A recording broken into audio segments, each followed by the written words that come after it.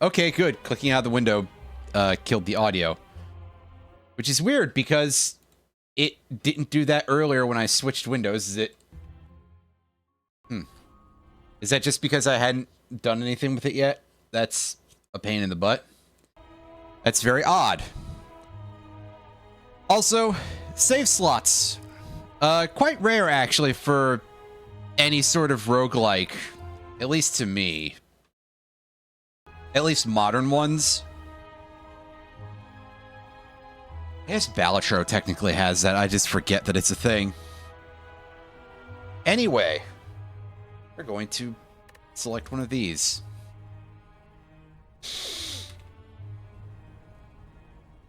That's right, folks. We are checking out Slay the Spire for what is the first time for me for some reason. Yeah. I have no idea how it took me so long to ever actually get around to this game. I mean, I really do enjoy a lot of roguelike deck builders, at least on principle. In principle, perhaps.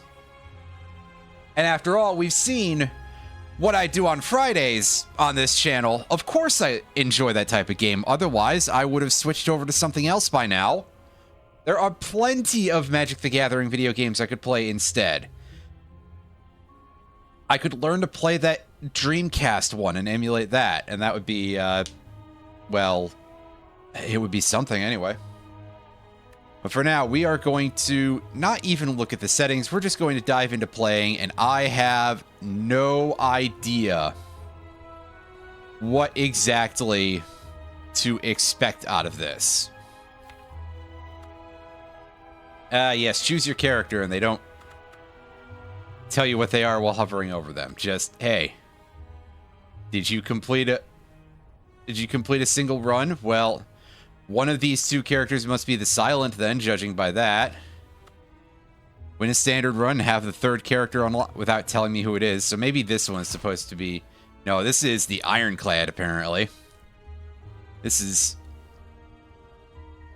some sort of knight who wears a mask, basically.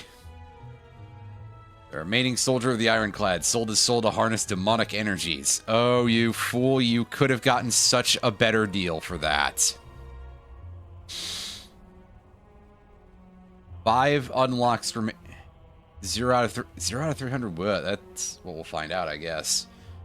And at the end of combat, we heal 6 HP out of 80. Well, that's pretty generous for this style of game, I almost feel like. As we start an Exodium. No, it said Exordium. No.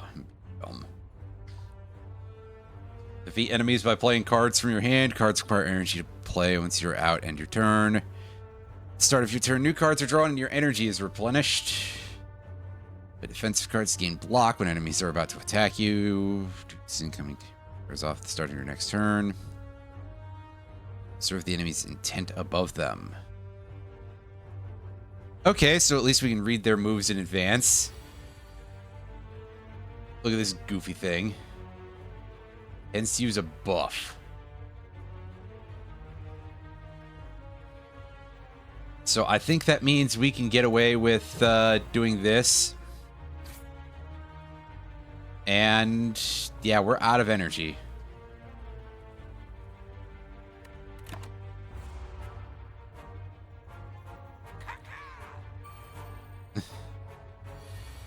I'm a bird. How much is that? 5 block.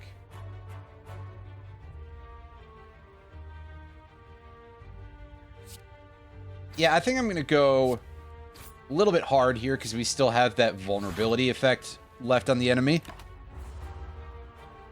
And seeing as how we regain some HP at the end of each fight, I think we'll probably be okay to do something like that. Excuse me. Preparing to attack for more damage.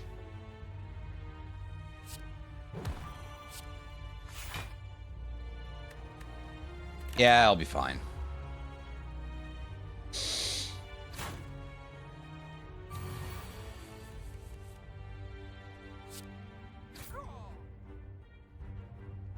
Rest in peace, Birdman. Birdman. Do I get anything for skipping the rewards, or is it just like acquire nothing? Card from your hand.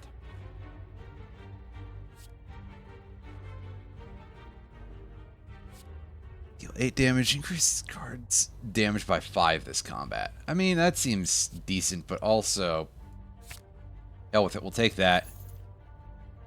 I mean, this is also a case, you do have to be a little bit careful when it comes to overbuilding your deck in any of these types of games, and I can tell you this much, at least. This vaguely useful piece of information that if you are careless and you end up giving yourself too many cards, well, your deck is going to shuffle in a way that sucks.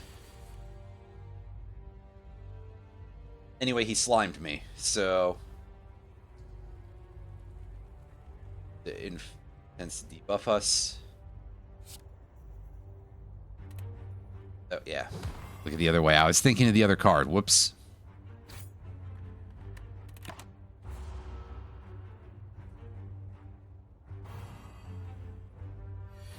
Gives us the tongue. 25% less per block card for a turn. That's slightly unfortunate. Have I played this before? No, Roundy, I have not played this before. This is my first time looking at this for whatever the reason may be. Anyway, he slimed me. We got rid of that, and we just bonk the blob, and that is apparently pretty good of a choice. That apparently works really well for some reason. Bloodletting. Yeah, we can pay health to gain some energy. I think we can use that. Probably.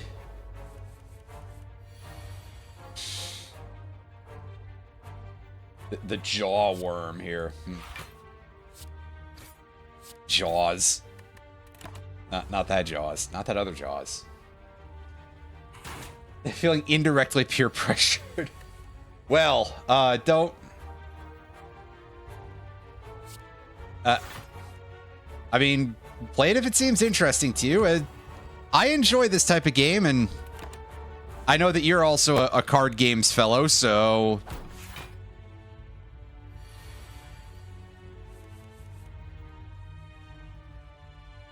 It does seem like the sort of thing that you would like, I guess.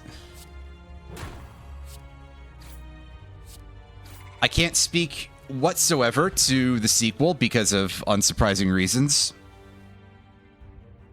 But that just came out. And so this was on sale. So I was like, hey, yeah, good time to finally get to it, right?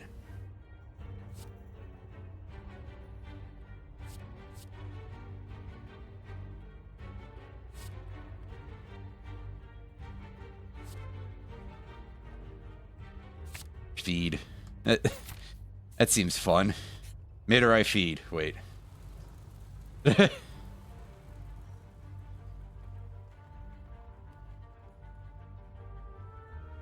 Hello, fellow card game fellow. Yes, exactly. You fall into a puddle. It's made of slime goop. And they have the jittering words and the full caps for it, so... You just have to imagine it in a significantly more ridiculous voice, really. Frantically, you claw yourself out over several minutes as you feel the goop starting to burn.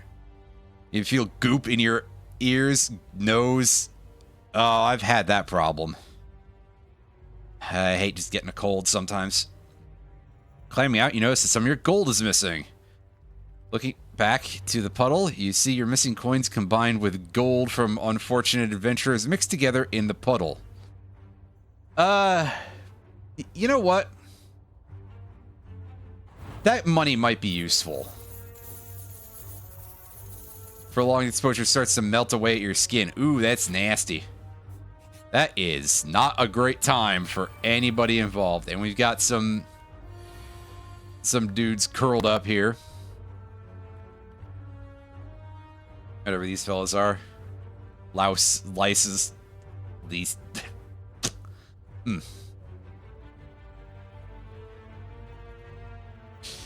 Well, we've got a fair bit of stuff that we can do here. So let's start off. We'll burn ourselves a little bit because that is actually completely acceptable in this case. And we will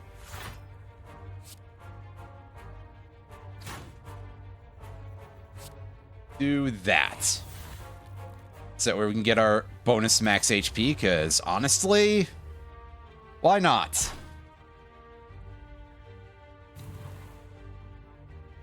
Ah, yes, I see it engorged slightly. They are both looking to attack.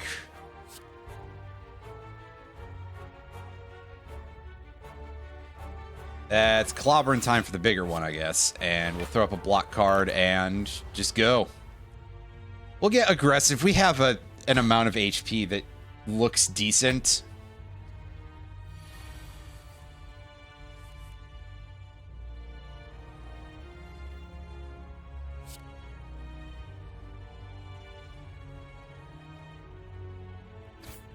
Yeah, take that thing down and throw up our shrug it off and hit that thing. The block should wear off next... Yeah, I was going to say, it just falls off next turn, so ultimately, no great loss for us. See, not too bad. Let's take a look at this. This card applies power to you when used.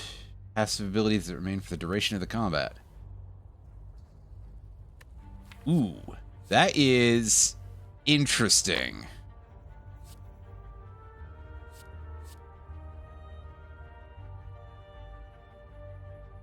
Meanwhile, Sword Boomerang. This seems like a good finisher for if we have only one enemy left. That is pretty strong, actually. As much as the HP one also kind of sounds up my alley, I do intend to be a little bit careful here.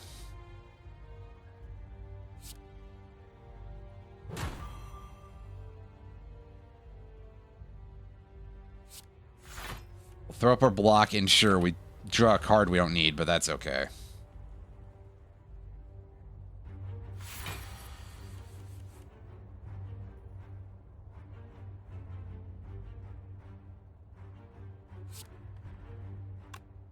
No, I don't need to do that right now. Keep clobbering it and put up some defense. Although it doesn't really seem to be that important, because after all, this guy was still asleep. He was still stunned or something. It was stunned. I swear I'm paying attention, I'm just not sounding like it very much.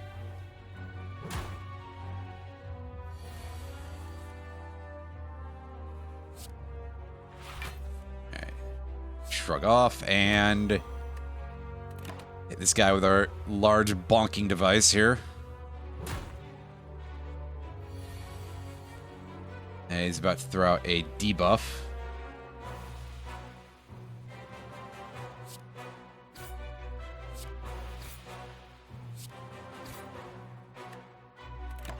I want to try to preserve that biting attack for a little bit there.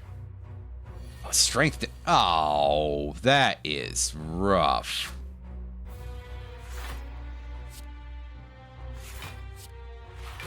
I have no idea how long that's going to last for, and hopefully it's not very long. Hopefully it's just like a turn as opposed to anything permanent.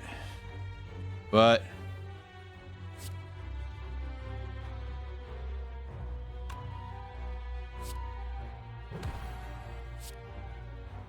could be wrong. Let's go for a little bit aggressive here, and let's use our words correctly-ish, too. That would be helpful, but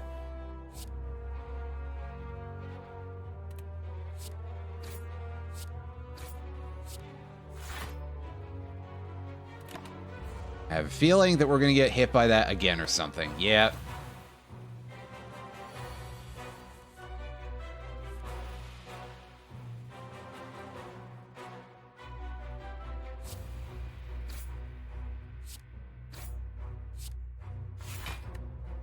Yeah, so needless to say, this is getting a little bit, like I definitely needed something that hits a little bit harder to maintain here, but most of these, they usually don't give you a great, that you either get a free win your first time, basically, or you have a very rough go in a lot of these games. Either way, to sort of show you the ropes a little bit. And we got ourselves a new character, though, so we can take a look at that right off the bat here.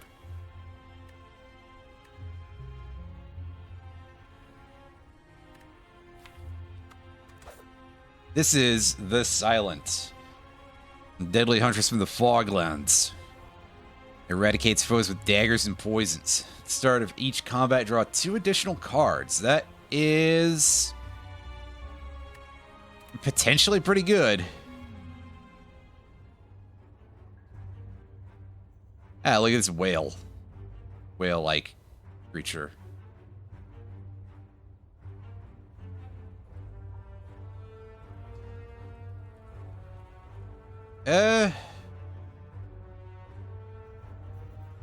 Yeah, we'll take that one, I guess, for now.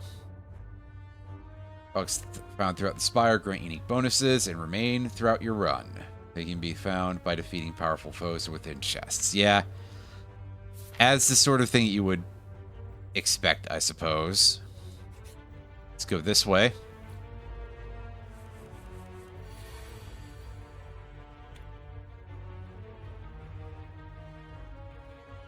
I like that they have a different energy symbol for each of these cards. That's pretty good. For each of the characters, pardon me.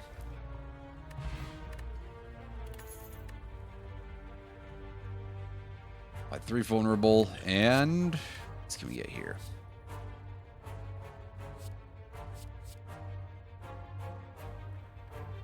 Ooh. I'll take the caltrops. Those could be quite useful. Until we discover otherwise, but... You come across an inconspicuous petal with a shining gold idol sitting peacefully atop. It looks incredibly valuable. You sure don't see any traps nearby.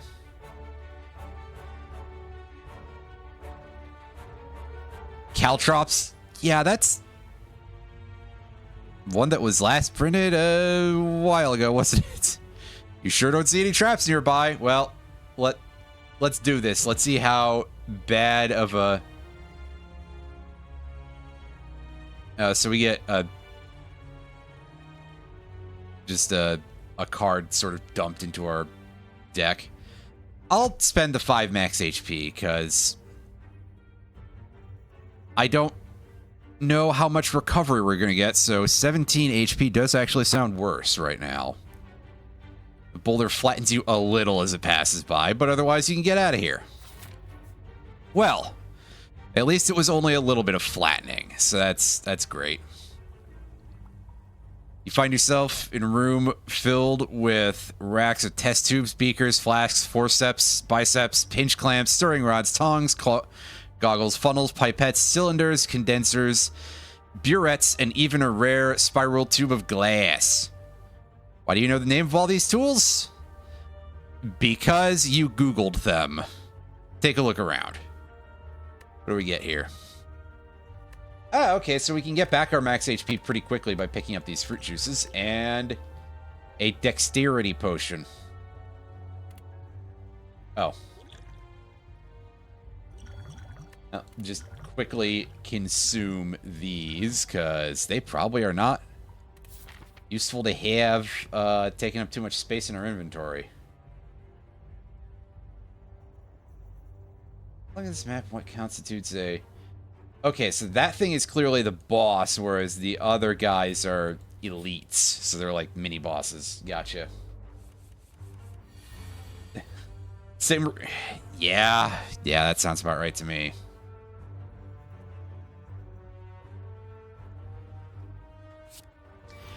Boy, I'm so glad that Magic is printing so many. It's not even about the UB this time, which, I mean, I have the usual opinions about that, but also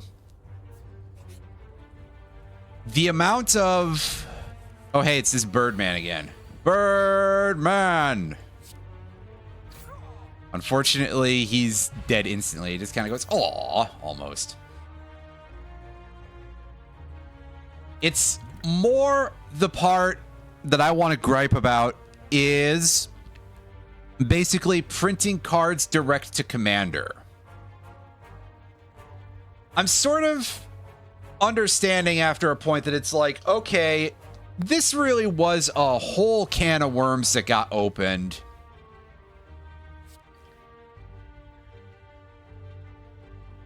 And I think once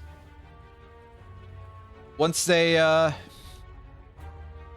maybe like Commander 2014 or so would probably have been the cutoff point for when they should have gone, maybe we should stop this.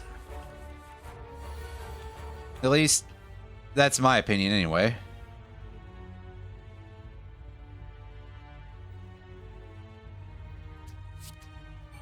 Alright, so choke will be of use in a later turn.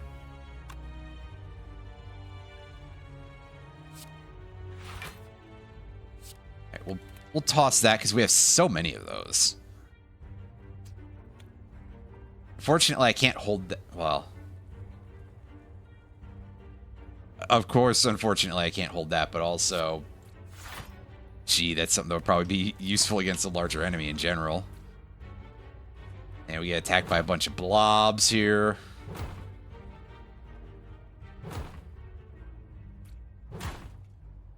Well, this is spike slime, but my brain is like, that's just an animate pile of ashes, basically.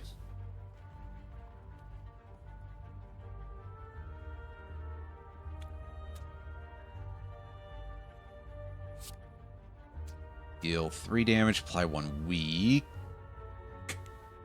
Right there. Alright, take that one down.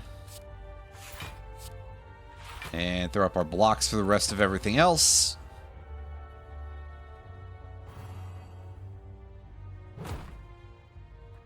And we got hit by 2 weakened. Well, for 2 turns. Hopefully that... Well, that's 2 turns, I guess. Alright, we will set up our caltrops here and throw up another block and I guess deal some damage to the one in the back.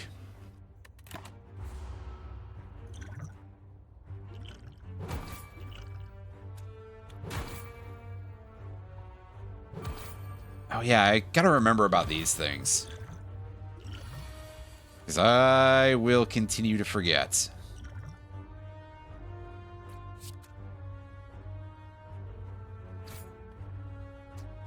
Unfortunately, we truly did end up with just no damage this turn, so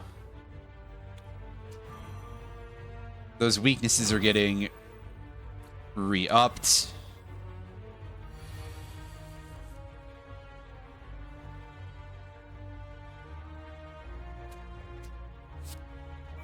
Let's throw that down and weaken the heavier hitter, I guess.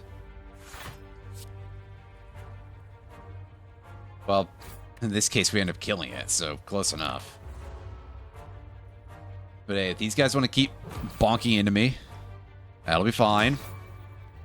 We may end up just killing them with Thorns damage if it comes down to it. Because they...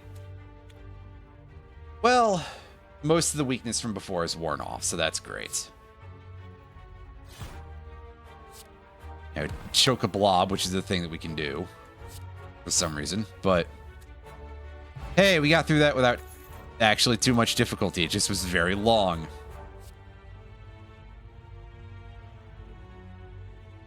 Ooh. It's kind of handy. Take that backstab. So we can just start off a fight with that right away. Come over here and let's... We can either upgrade or rest. What do we get? Can we see what we get when we upgrade a card? You'll 5 back. I mean, that's... Andy, how much is that back? Up to 15? I mean, that's not bad. But I'm also thinking that this is probably the better choice. Keep taking a little bit of risk here. As long as we mostly run into sort of groups of enemies that mostly plink us, then we'll be in really good shape.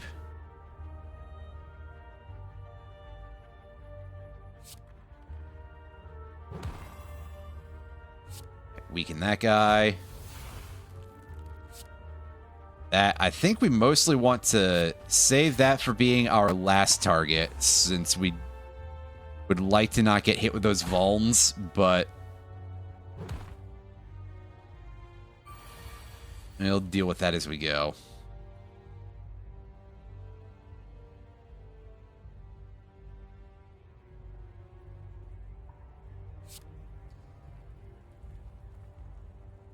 Choke that guy and...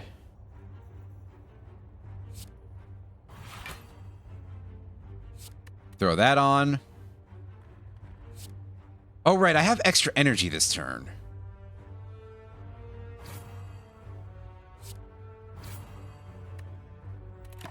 I forgot already.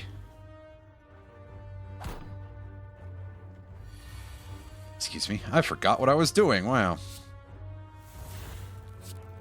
Alright, we'll dump that slime and...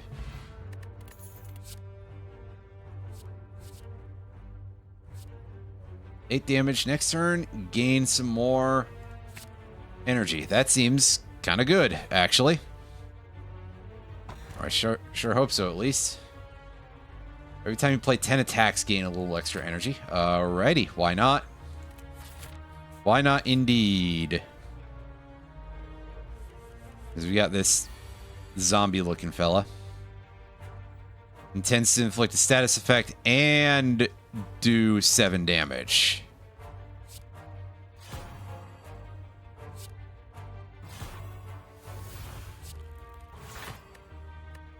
Well, good enough.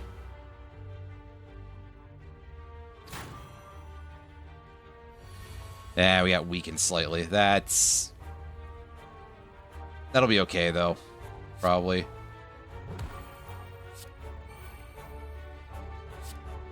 Just set up to do a bunch of stuff next turn. It'll be fine, probably.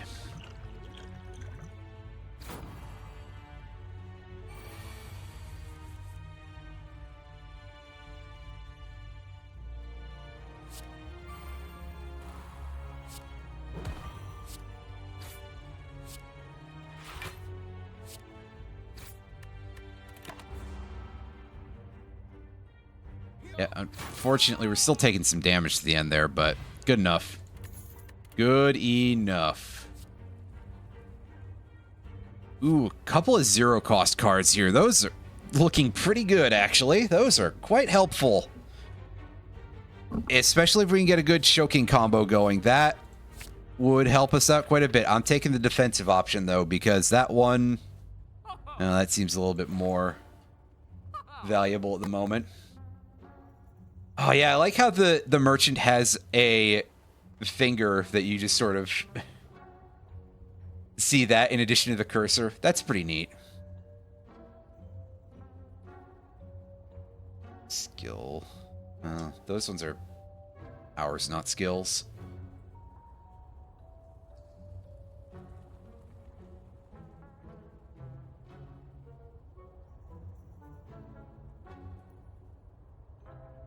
That seems pretty nice. Move a card from your deck. The cost of this service increases by 25 for the rest of this run. Fair enough that it goes up, but that is also a little bit unfortunate. Playable status cards can now be played. If you play a status card, exhaust it.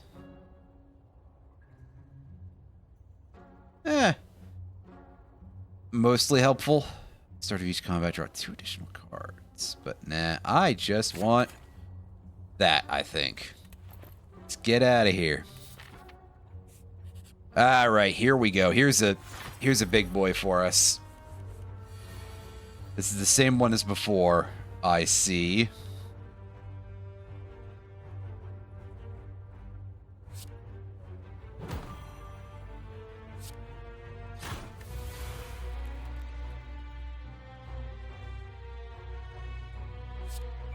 Now that we've woken it up, it's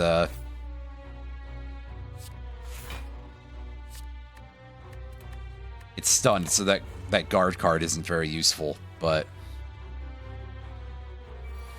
that's just how it goes sometimes. Do we have... Honestly, we didn't draw, like, anything great here, but okay. Granted, I also don't have a lot of draw power effects in this deck because I'm not really expecting to be in much of a position where I can play that many cards at any given turn, so...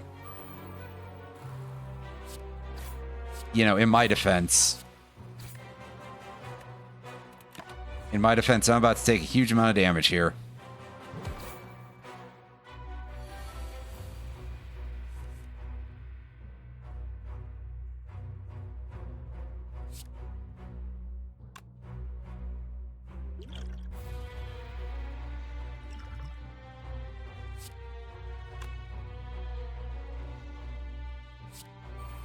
So we start off by setting up some more caltrops, and we throw all these things out here anyway, just because we have them, and it doesn't seem like not playing cards is of much benefit to us.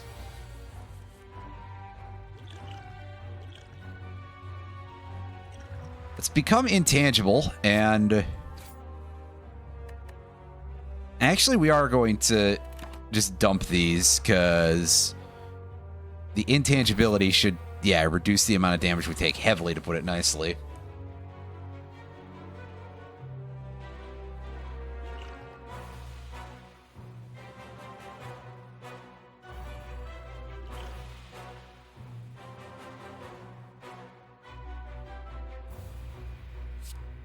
Of course, I suppose it would really help if we could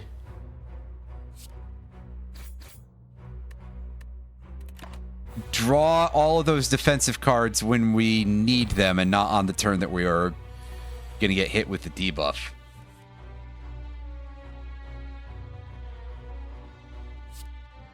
But we got away with it, and we are at exactly 2 HP. That's helpful.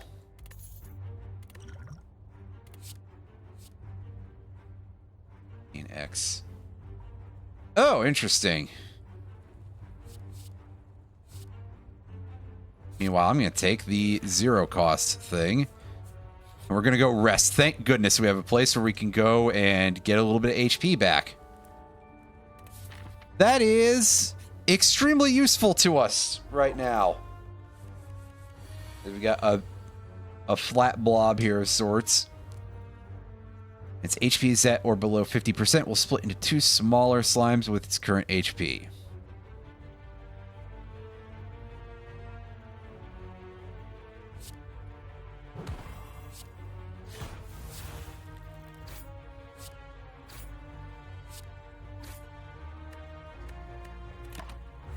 Yeah, if it's just doing a debuff this turn, that gives us 2 turns of reduced block. Slightly unfortunate, but okay.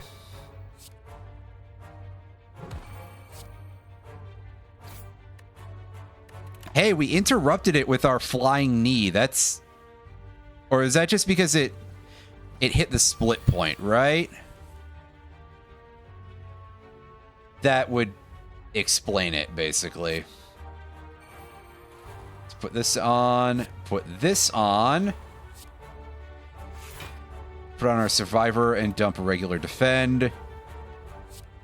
And meanwhile, just slice that one and end the turn.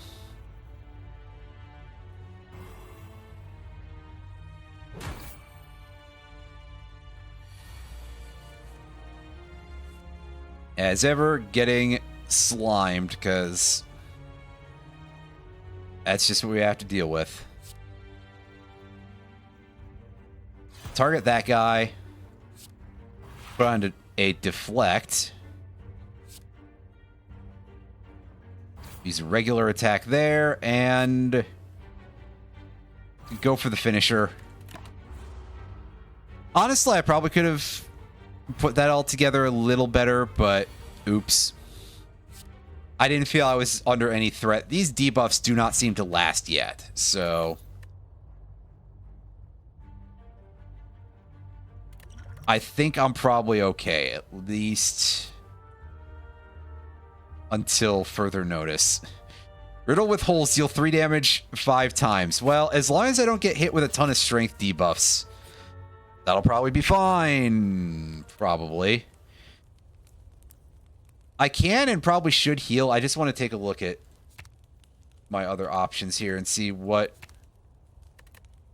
we can do to buff any of our cards. Yeah, those just go up to the power of the 0 drop, at least for the attack.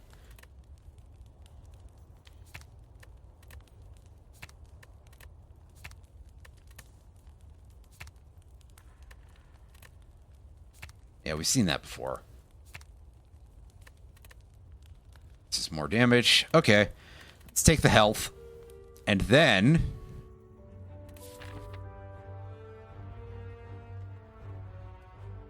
we move on, and it's boss time. What are we looking at here? Intends to block on its turn. After receiving 30 damage, changes to a defensive mode. Okay. Start up by setting our caltrops here. Do that, and throw on a deflect, even though it's probably not going to affect very much for us.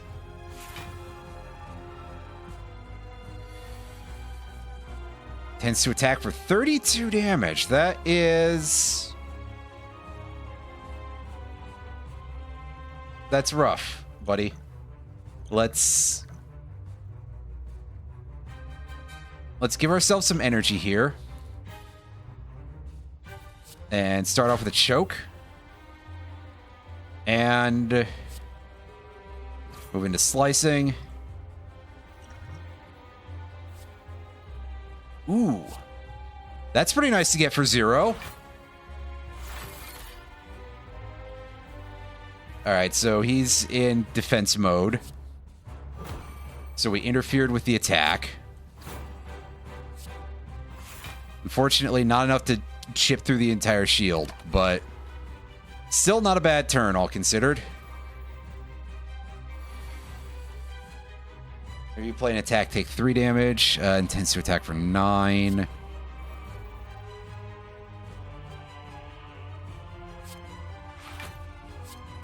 Toss one of those.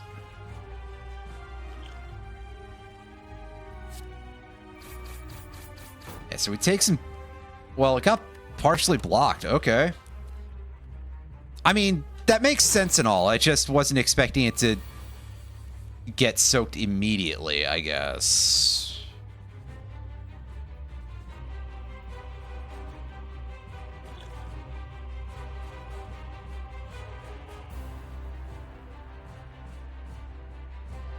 Let's use a buff and attack for 8 damage. Let's get some extra dexterity. So that way we can block some more damage here. Do that. I'm not even going to play the other effect, even though it would probably be helpful, but... Hey, he's back into combat stance here. Play this. Throw 2 of those, and unfortunately the finisher does not add itself into its damage output.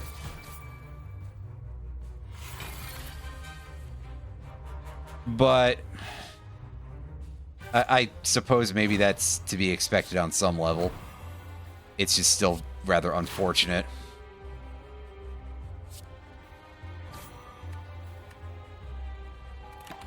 Yeah, that'll do. Alright, now he puts on the pointy skin. Play an outmaneuver.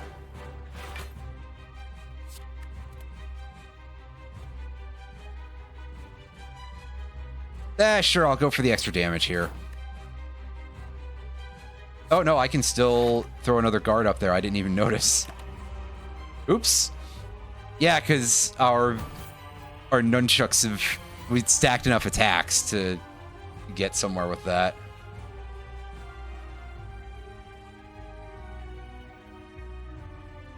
Right. Flying knee and riddle them with holes. Yep. Now we throw these on.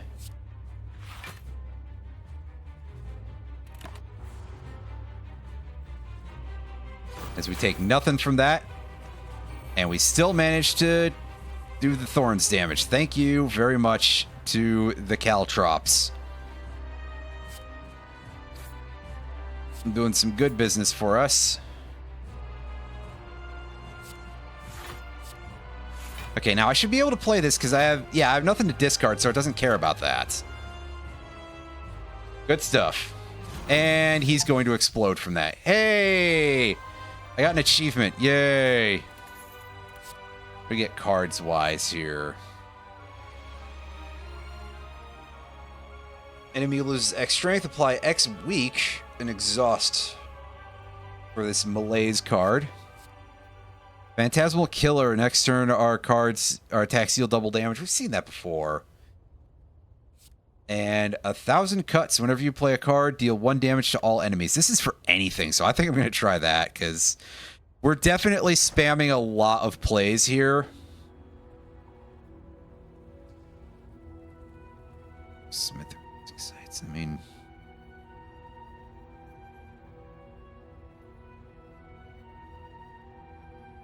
I don't do a lot of that, so I'll take that, especially because I'm kind of burning the hell out of my HP a little bit. So it might be worth taking something that doesn't care about the amount of risk that we take there.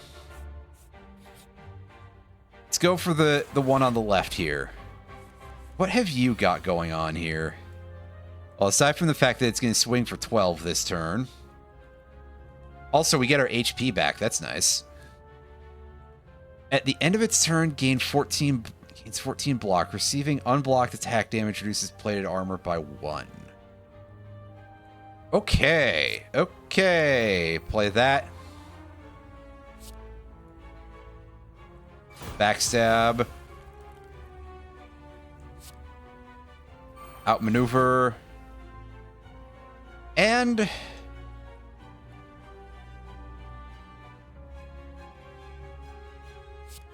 yeah, I'm actually perfectly okay with skipping out on the basic Caltrops just to go on defense for now. We'll get those back eventually. Probably. That. Set up our improved Caltrops.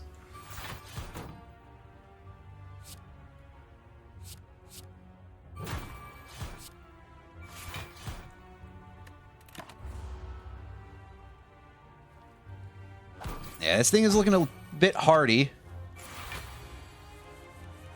Unfortunately, we have to actually hit it with proper attacking damage and not just, like, status effect damage in order to actually weaken its plate armor any.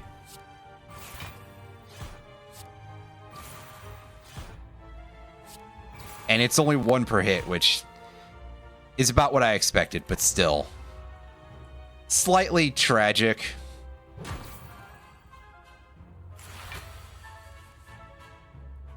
Oh, I inflicted some frailty on us. That is a thing that doesn't make me very happy. Put up some more defense and riddle it with holes. Yes, good. That actually counted for a plate armor reduction. All right. And see, we're getting through this thing. It's just a little bit lengthy of an operation here. That, however, nice easy end turn. Good stuff. A fight that gets easier as it goes.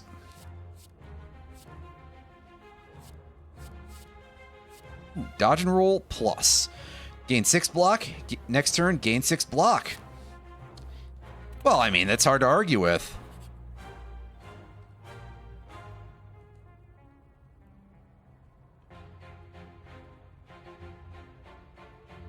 Vampires? Question mark?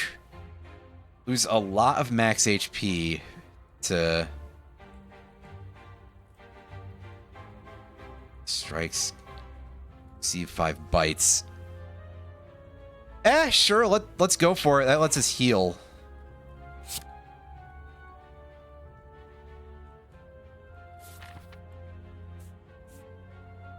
I think that was probably worth it, but it might have not been. Okay, what have you got, buddy? Another flying knee. Definitely use that. Poison creatures lose HP at the start of their turn. Each turn, poison is reduced by 1. Gotcha. Whereas discarded from your hand, gain energy. End of your turn, retain up to 1 card. Shuffle your discard into your draw and draw 1 card. Upgrade all your cards to the remainder of combat and exhaust. That is... I don't know how much ability I will have a lot, you know, in order to prep, basically. So... that seems like something that sounds cool on paper, but could be a bit of a problem. Do the math here. Do I have enough money? Yes, I do have enough money for the flying kick and the ornamental fan. So let's go with that and sincerely hope that that was a good use of my resources.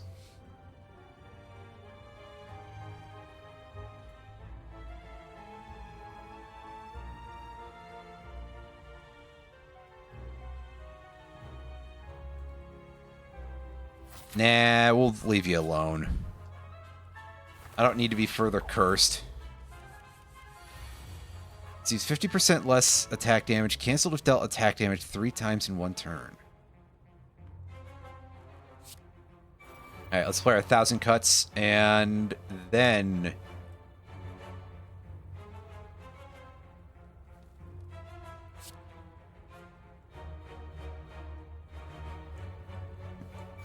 Bird. Larry Bird? Wait, no, that's not even spelled that way, I don't think. Anyway, put our guard up here. Don't yell at me. Or I guess you can because it's bird noises, but don't. Or do if you wish. Alright, go this way. And that did ground it, so that's pretty nice.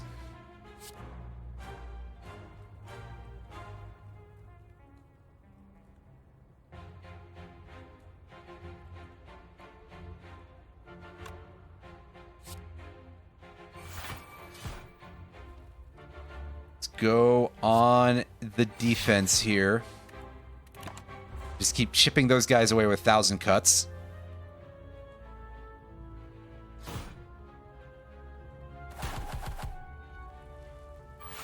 They do like their multi-hits, huh? Which, you know what? I can deal with that. Although I am also now throwing down huge amounts of defense. And especially with that Caltrops going. Yeah, look at that thing just explode because it foolishly decided, yes, I'm going to do a 5 attack to try to get somewhere with this. That wasn't necessarily the cleverest idea this creature has ever had.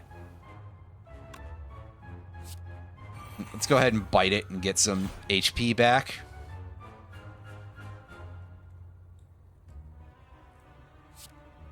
And finish things off with the flying knee. Which, wouldn't you know, it works pretty well against something that flies. Terror. Apply 99 vulnerable and exhaust. That is disgusting as a one-shot for bosses. That will be quite helpful. We're going to take that. And I'll take some more of my health.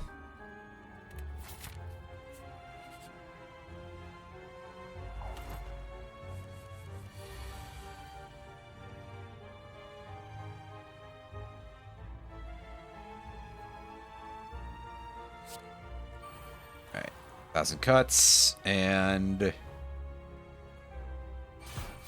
do a bit of this. The flying knee, and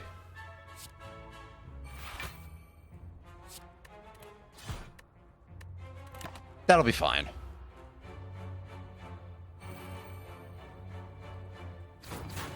As the bird cultist activates his ritual effect, and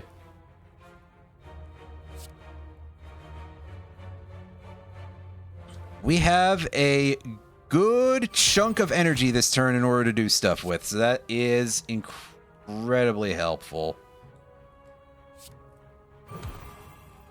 Meanwhile, we're choking the guy in the back in order to try and make a little bit more progress, because honestly, we would definitely be wasting a huge chunk of it if we just piled everything into the cultist. So this should be fine. Yeah, the choke wears off. And where are we getting hit by? Hex. When you play a non-attack card, shuffle one dazed into your draw pile. Ooh. I don't particularly enjoy that, but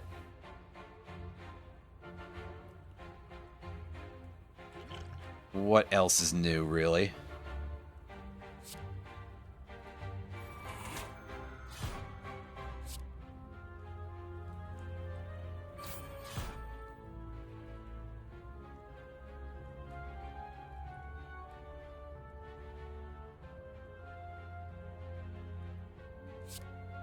So I'll play my 0 energy guard, I guess, and just keep being on somewhat of a defensive edge for this guy. Meanwhile, this guy ends up throwing around a bunch of status effects. Okay, Hex is not a number of turns, it's just stacks. This card is in your hand at the end of turn. It is exhausted. Right.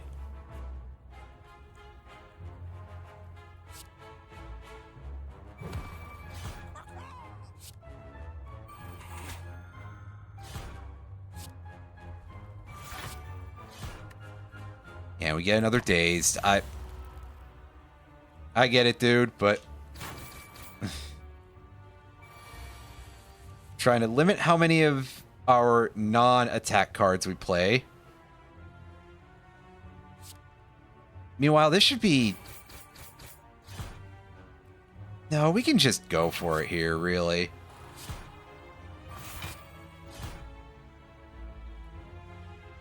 I mean, I could cast the Terror also. Yeah, let's go for it. Because it's just exhausted for the rest of the battle, not destroyed forever. Sneaky Strike. If you discarded card this turn, gain some more energy. Although the Quick Slash is also pretty good. Let's go this way. Ooh, we've got some... Negates 1 debuff. Gotcha. This barricade is just sort of an extra extra health meter, basically.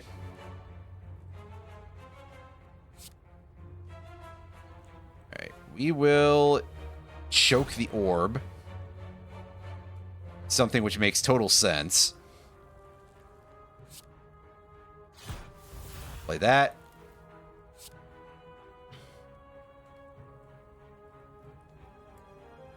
Oh, right, it gets negated because of the artifact thing, so that wasn't necessarily my best idea. Oops, I already forgot about the thing that I had just read, so yeah, and then that is probably not very helpful either, but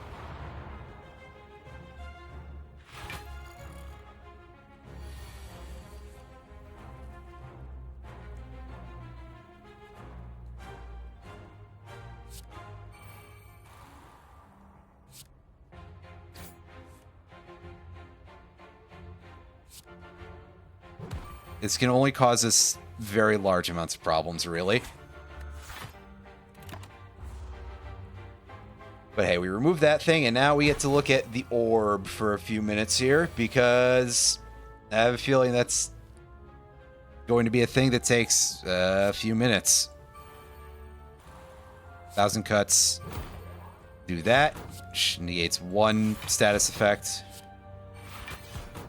These out here. 3 weakness. Strength. That's fine. Unfortunately, we don't block anywhere near this full attack, but did something at least. It's going to block and attack next turn. Well, thankfully, we're getting a bunch of blocking effects now, so that's good.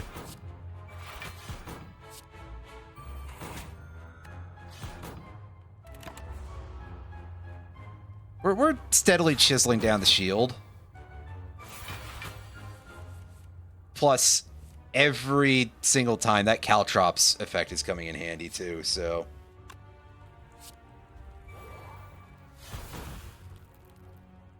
unfortunately that did not that is all treated as one stack, so good to know. Slightly disappointing, but good to know anyway. Alright, we're going to be able to block most of this attack. And thankfully, the Caltrops cover us with the rest there. Take that, and I have block, draw 2 cards.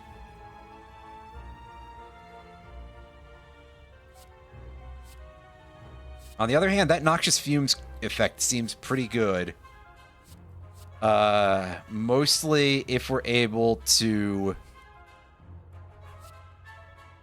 have a nice long-lasting game, which could be a little bit hard to pull off, depending on. King Sha, whenever you discard a card during your turn, deal 3 damage to a random enemy. Well, that's not necessarily likely to come up a ton, but it's definitely helpful. Meanwhile, I haven't really got a whole lot of money, so I'm going to ignore the merchant here.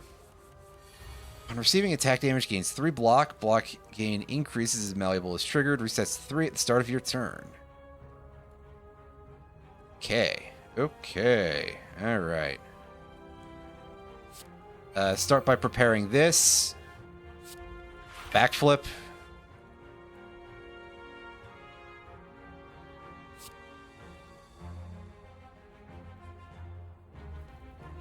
And backstab.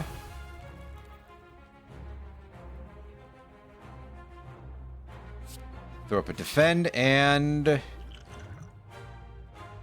sure, we'll just bite it.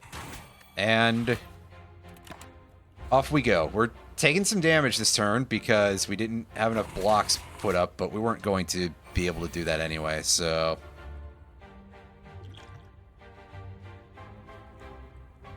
let's take a look at what we can get out of this thing. Mind Blast deals damage equal to the number of cards in your draw pile. Skill from your draw pile into your hand. Exhaust. Put a card from your hand to the bottom of your draw pile. It costs 0 until played. Yeah, I think we're taking the Mind Blast. We start off by throwing on some Caltrops. I'll throw that Weakness Potion because I have no blocks this turn, so we're going to have to reduce that a bit. Use the Flying Knee. Bite it. Slice it. And use some Mind Blast. And now we get to take a bunch of damage. But thankfully, we do a lot of Caltrops damage in return, so that's good. At least we got something going for us here. Good time to draw my defensive cards when I don't really need much in that way. So we start biting this plant, and yeah, let's inflict that extra weakness.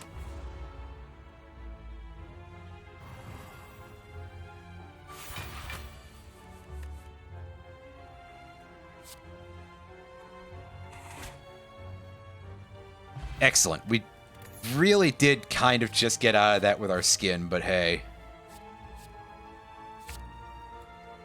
I'll pick up another set of Caltrops. Because at this point, we might need them. Counter a group of... I mean, I have, like, no gold, so... I'll give him the money just to... just to leave, hey?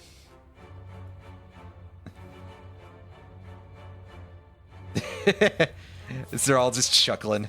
That's fun. Very amusing writing for a lot of parts here.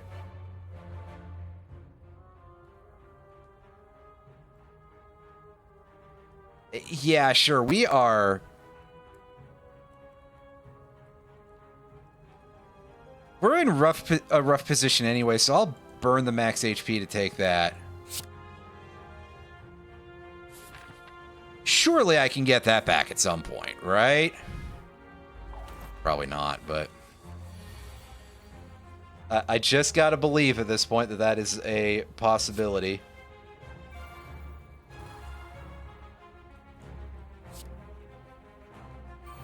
Outmaneuver.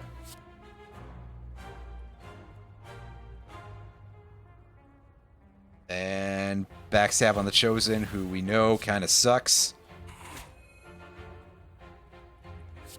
Go for that, and become intangible, and pass the turn. Like, okay, this guy has a ritual effect, but with a little bit of help, we might be able to get away with not having to worry about that too much. In theory. Alright, throw on defense, and...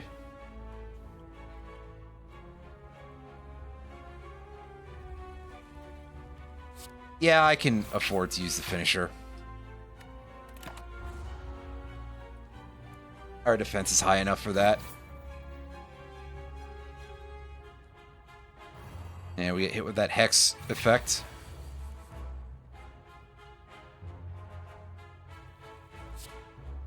Activate 1,000 cuts. And we're going to get a couple of stacks of Dazed in the deck. Whatever, it happens. So that, truth be told, I probably didn't need to, but it's going to be lost if I don't, so...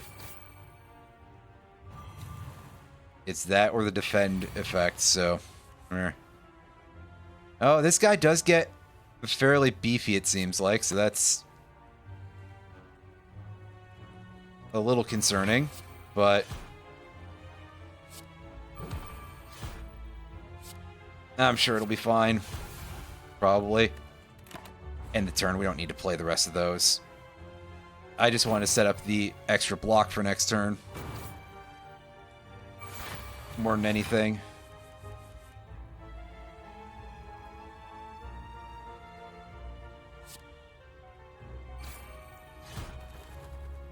Hit that guy. Backflip. Yeah, we got a dazed card put into our deck. As usual. I know that our deck is just full of this stuff, but it's fine. We're still managing to get away with this for now. Plus, we had all that Caltrop defense up. Ooh, I'll take another backstab, sure. Just being able to start the fight with those, I mean, that seems pretty strong.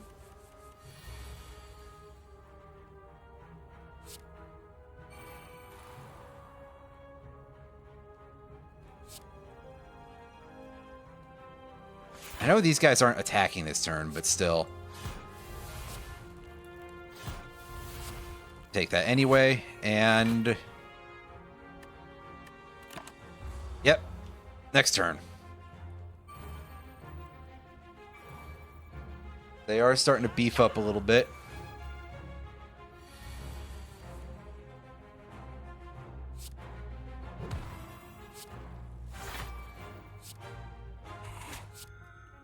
But you do what you have to sometimes. And sometimes that involves drawing all of your defend cards, maybe a little early, but we're probably making this work, probably.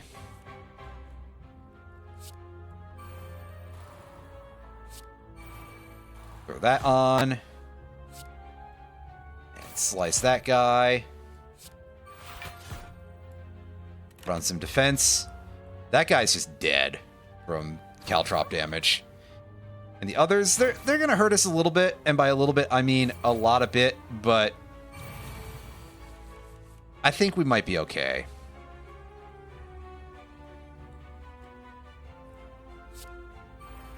Go into apparition mode and just actually skip out on playing the choke because I don't have enough energy right now and I need to go on the defense to put up with this stuff.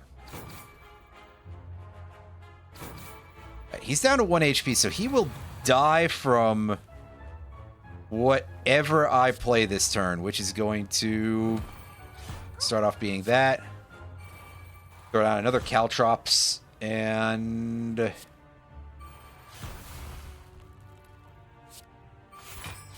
become ethereal.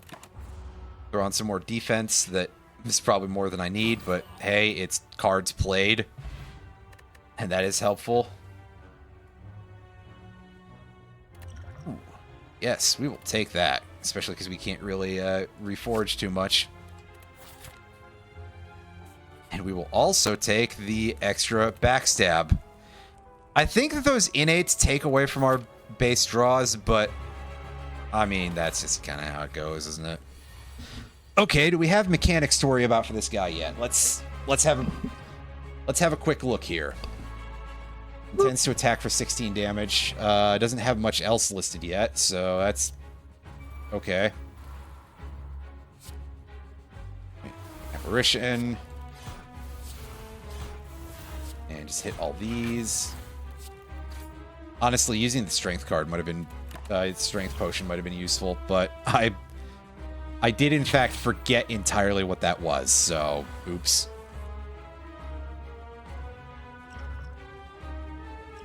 Use the strength potion. I don't know how long that lasts. Activate Blessing of the Forge. Okay, backflip. Caltrops and quick slash. Unfortunately, we didn't draw our zero. We did not draw our zero cost defend card. Deflect, I think it's called. So that's a pity, but I'm sure we'll probably be fine. He inflicted some vulns and frails on us. That sucks. But it's okay, probably. This isn't really a good turn to use a choke effect, but I also will just not do that. We will inflict 99 vulns on this guy.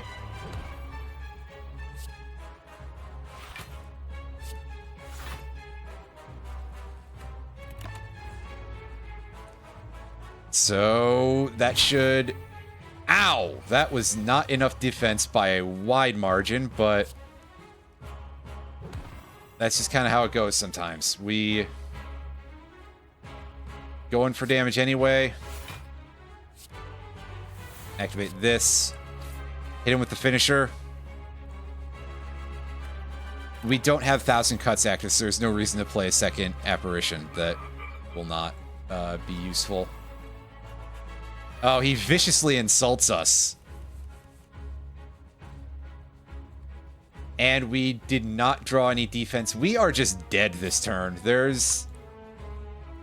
Genuinely, there is nothing we can do here that is going to save us. Thanks to some very unfortunate draws. But the least we can do here is we can go for some more damage here. And at least pretend that we made more progress. Because I guess technically it counts. Anyway. We got ourselves a good chunk of points. So we unlocked something. What did we... Ooh, we got 3 whole new cards. Alrighty. Bane and Catalyst and Corpse Explosion. Apply 6 damage. Deal damage equal to its max HP to all enemies. That is a lot, actually. So, yeah, these are definitely oriented a little bit more around a poison-based run, so that's neat. We've unlocked a new character, too, so... That's pretty nice. We can take a look at that. Winning a standard run and having the 3rd character unlocked. The defect. What's your deal? A combat automaton which became self-aware. Ancient technology allows the pondering of orbs. Cracked core. At the start of combat, channel 1 lightning. Could you tell me what that is before I click, or no? No, I have to find out later.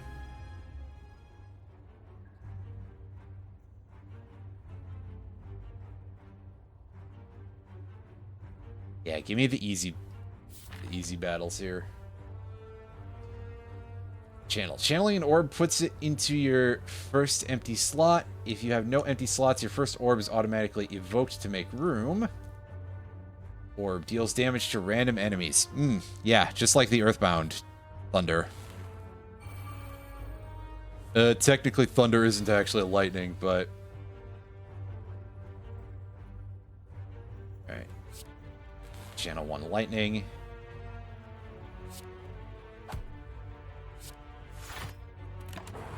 That. Okay, so this character looks like it's got some interesting mechanics. Compile driver, nice.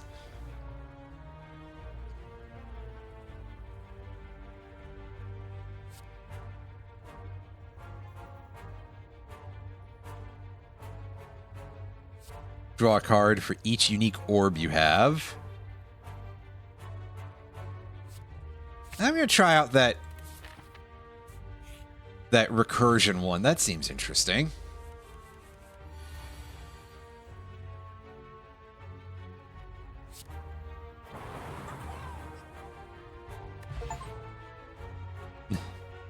Win a combat without playing an attack. That's the achievement I just got for that. Neat.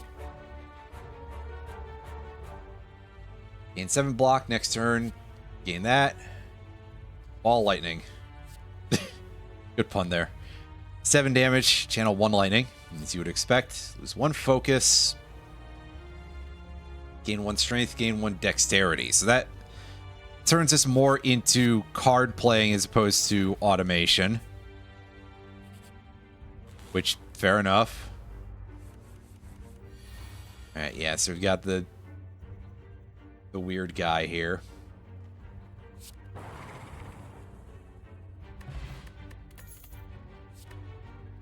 Deal 3 damage, increase damage of all claw cards by 2 this combat.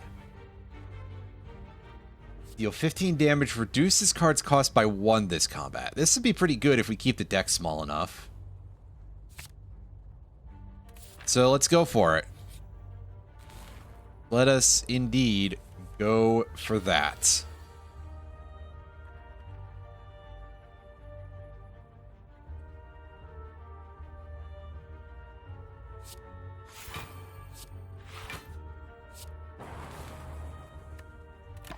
Yep.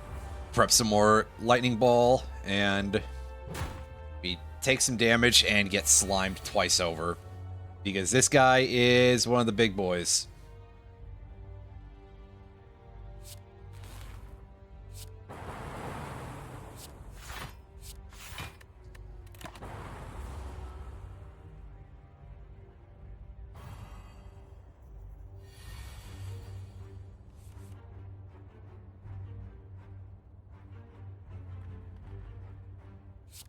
Okay, you're just going to the status effect this turn.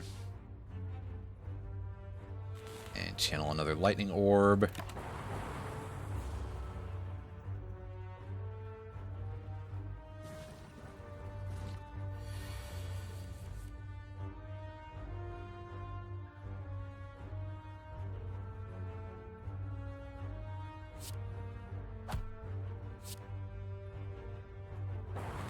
Recursion. We'll cast and end the turn.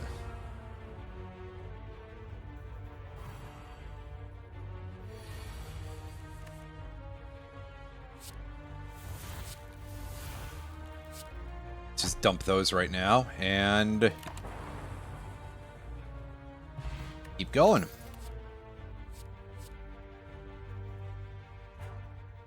Gaining energy for every... That kind of depends on how useful it will be. Oh, deals damage to the enemy with the least HP. All right, let's try that out. A large part of this is just trying stuff out, really. So, oh, is that just number of times we've gone? Excuse me. Explosive potion. Essence of Darkness. Neat. Entropic Brew. Fill all your empty potion slots with random potions. That could be fun.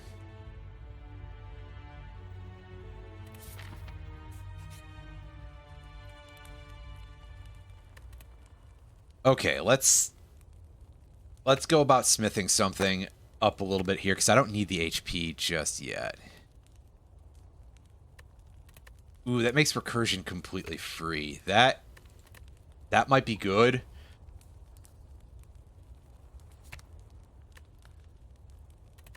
Although also buffing charge battery or any of the others here.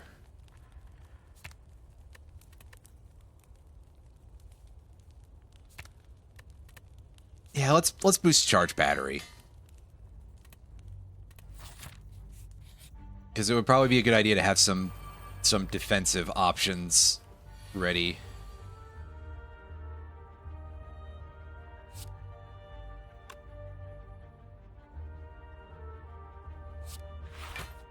And Doom and Gloom.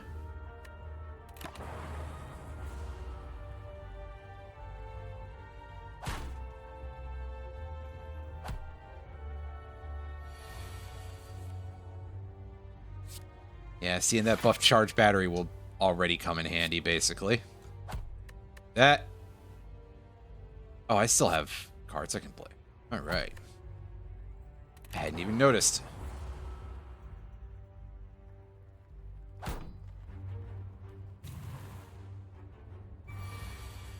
Although I need a separate effect to push this one forward, I guess. Yeah, like that.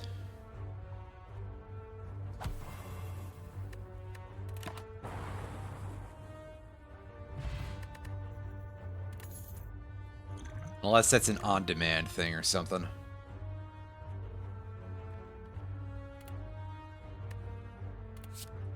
Okay, we'll just have to skip that. Go for the eyes. Boo. Enemy intends to attack. Apply 1 week. Neat. Lightning now hits all enemies and channel 2 lightning. Yeah, let's take the electrodynamics. That seems pretty strong. I don't have space for the potion. I'm actually trying to skip it.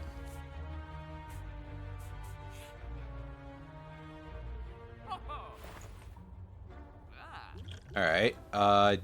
You won't buy that from us. Dang. Static discharge. Channel 1 lightning. You take 1 frost. Let's block. In block, equal the number of cards in your discard pile.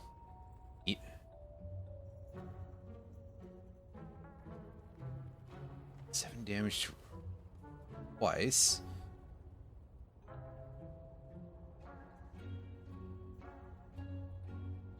Ooh, sure. Why not? And we'll also try that. Again, a lot of just, hey, let's try this thing. It sounds interesting. As you've probably noticed.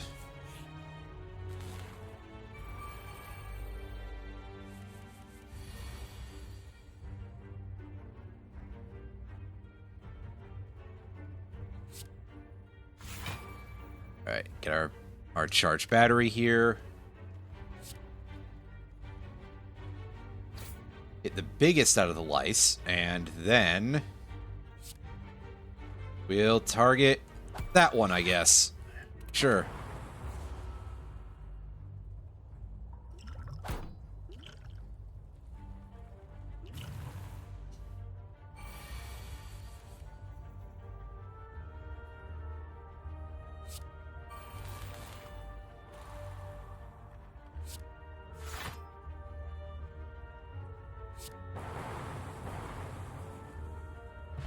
Very nice. Take that. Unfortunately, I can't take the explosive potion, but oh well. You play a power card, draw one. Oh, that's fun. I like that. I mean, obviously, it only does so much for you any game, but still.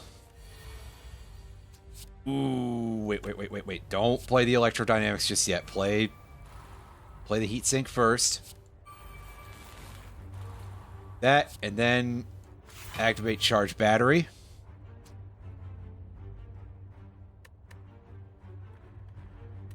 And very good area of effect damage. Boy, I wish I could make that electrodynamics like an innate card or something for fights like this. I mean, I guess it's not super important elsewhere, but nevertheless, a very helpful thing, at least on paper.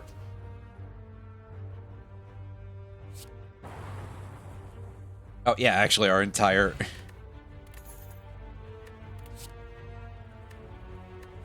block. Apart from targets receive 50% more damage from orbs. Okay. Cool. That sounds like fun. Okay. Merchant, I have, like, not enough money. Do you have anything interesting here? Channel 1 random orb. Meh. Start of your turn. Trigger the passive ability of your next orb. Beam Cell. Applies 3... deals 3 damage, applies 1 vulnerable. Hard for me. Draw.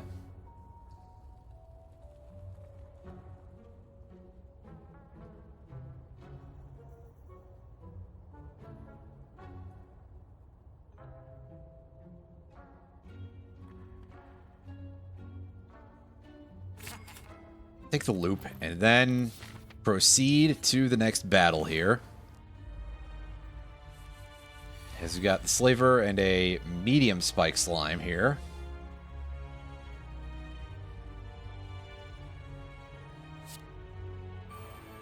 Okay, loop, channel 1 frost. Enlightenment doesn't actually add much to us right now. In fact, this might not even be a terribly useful card because I've been picking up mostly cheap stuff the entire time.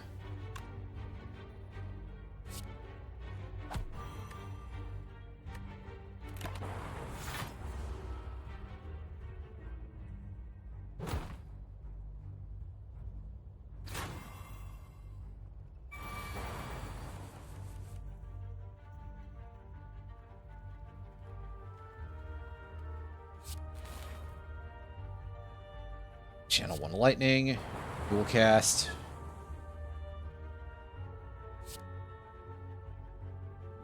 Bend. And block that guy.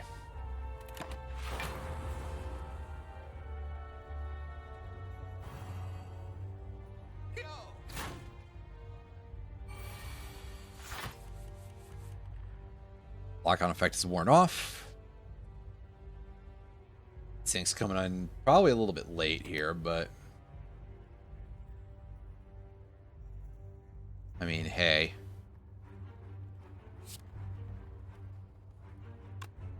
Meanwhile, our blocking cards are not very powerful right now, but activate heat sinks and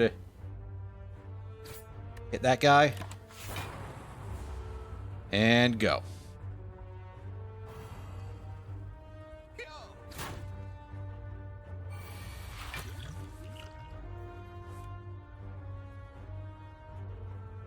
Sure, let's just throw that and...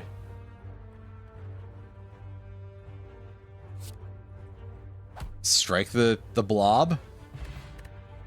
That up liquid memories. Choose a card in your discard pile and return it to your hand. It costs 0 this turn. Helpful! Channel 1 frost for each enemy in combat. Exhaust. End of combat. Heal 7 HP. I think I'll take the block one instead, because that seems a little bit useful.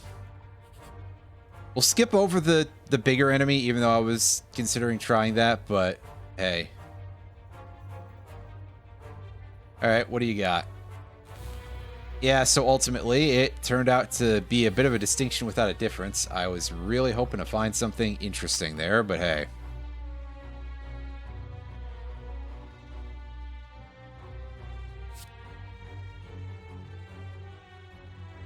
Start off with the streamline effect.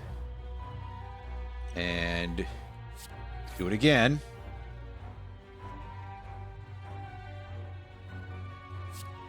Bullseye. And use cool-headed. Oh, well, that's okay. Electrodynamics is not very important in this fight because there's only one target. So... doesn't really matter that much to me. Throw that up and get some more defense. Try to block as much of this attack as we can. It's a big boy.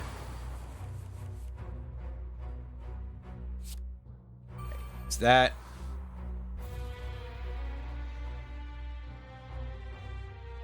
Unfortunately, I also drew no defense this turn, so...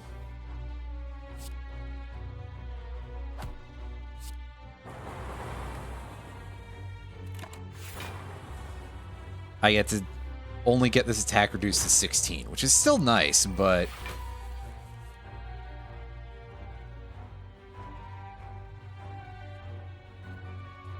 boy, would it be helpful if I could have drawn something a little bit stronger, but hey.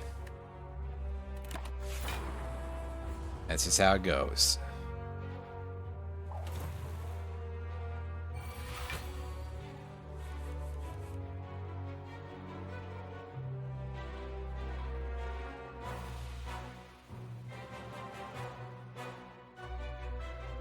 It is worth 8 damage, so it's very worth it to just use that.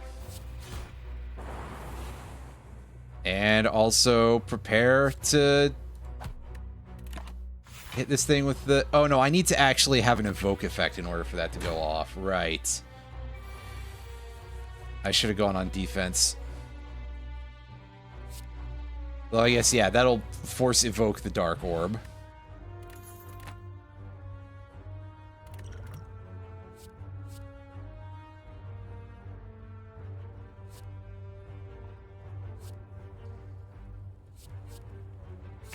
Take another recursion. This is an interesting character that is definitely taking a little bit to learn.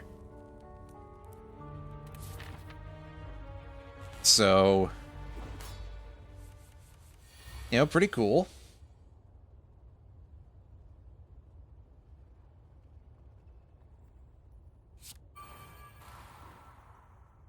that. Channel of Frost. Spoke to gain 5 block.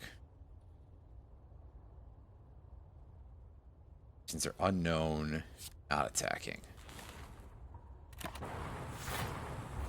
Oh, I guess we'll find out what it's doing in a second here. Just hasn't decided yet, I guess.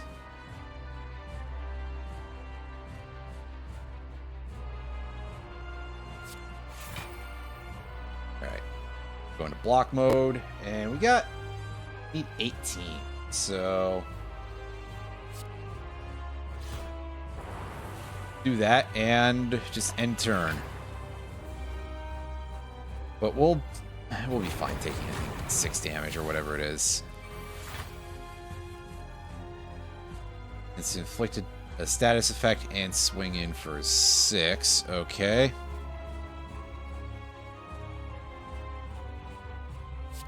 I'll start off with Enlightenment so that way I can make this cost a little bit less. So I can just have my passive damage for the turn.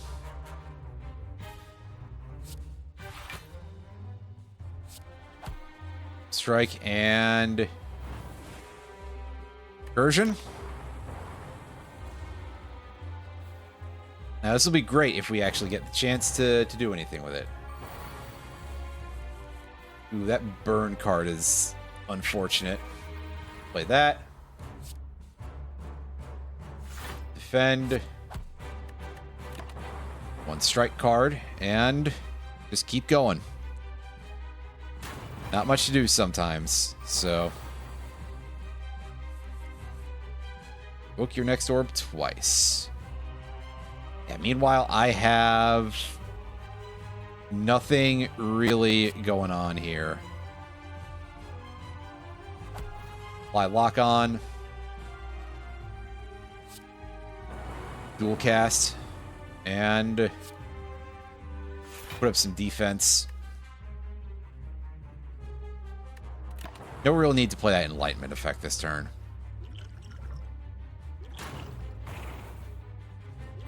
Oh, that's not great. Let's activate the Power Potion. What can we get for turn? Gain 1 focus. Start of your turn. Add a random common card. And that's kind of cool, but we're taking the defragment here so that way we can up our focus. Do a little bit more damage with our stuff. You are intending to block and buff. So, in that case, we're going to just go a little bit more aggro here. Evoke the electric orb and push our dark orb up a little bit.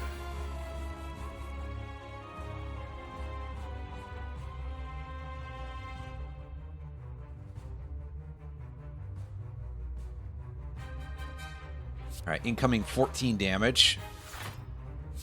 So we'll do this. We'll apply one of those, and let's try to take as little damage as possible here.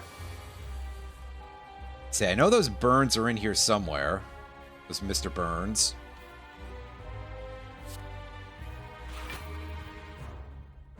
That. Channel of Frost. Oh, that damage was massive. That was real nice. Turn. Yeah, we lose a little bit of our defense due to the burns.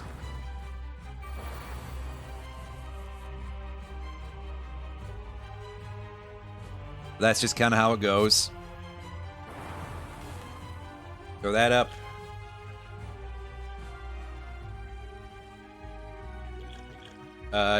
Pop the Essence of Darkness. And that should win the fight. Yeah.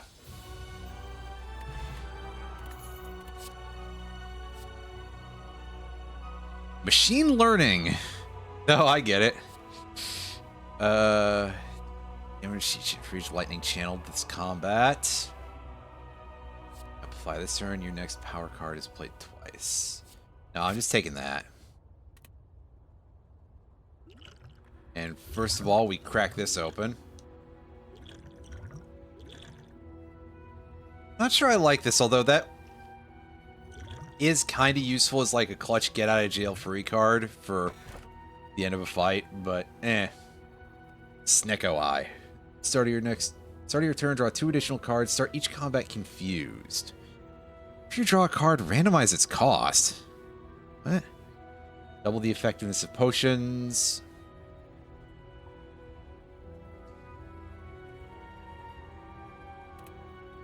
And sure, I'll take more energy. Plus, we start off at full HP again here, so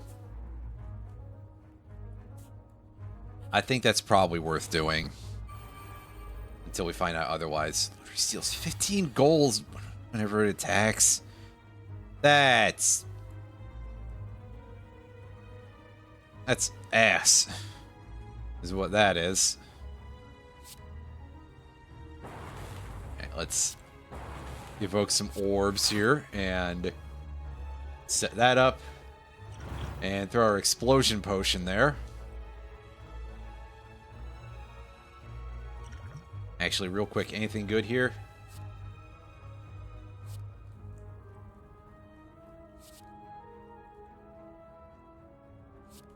Yeah, let's take that dramatic entrance. Oh, wow, we actually still have stuff we can do for, as a result. We gain some more energy.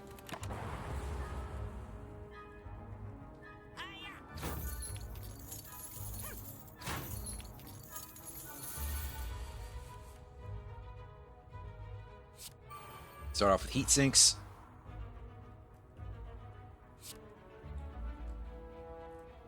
I'll use the Enlightenment. Throw out some doom and gloom. Keep a cool head here, and strike that guy.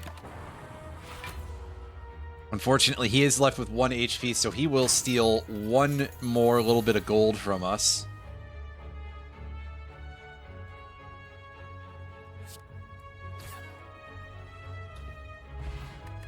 Just take the kill. Hey, we get our stolen gold back. That's good.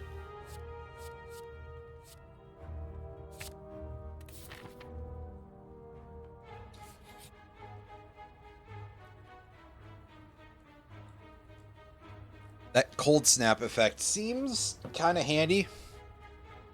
Just being able to do that. What do we have in here that we don't want, I guess, is the problem.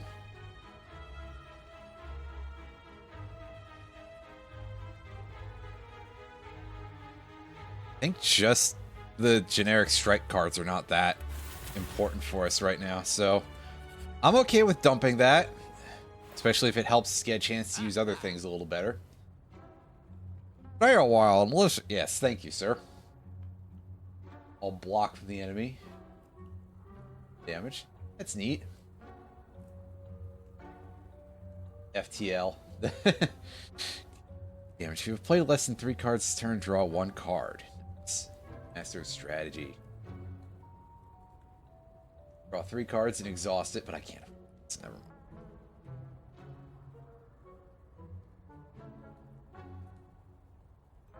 mind. Stuff. Some of the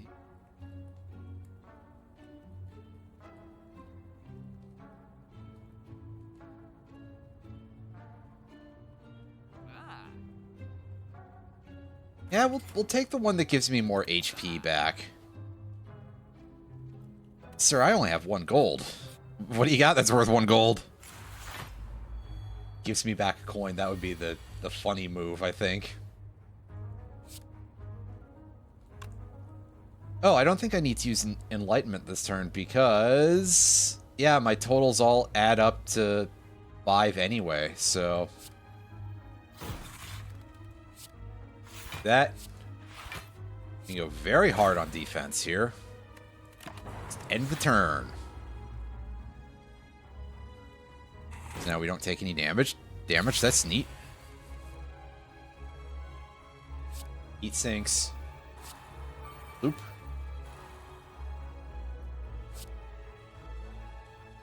Charge battery and We'll focus second frost because the defensive utility is quite nice, actually.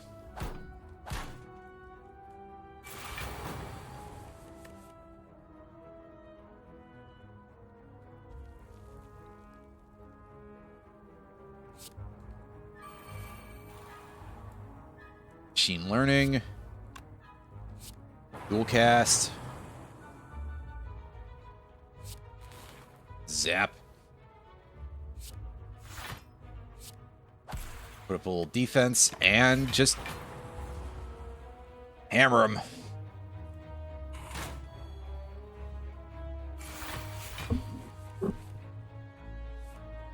Okay, electrodynamics is not very useful here, but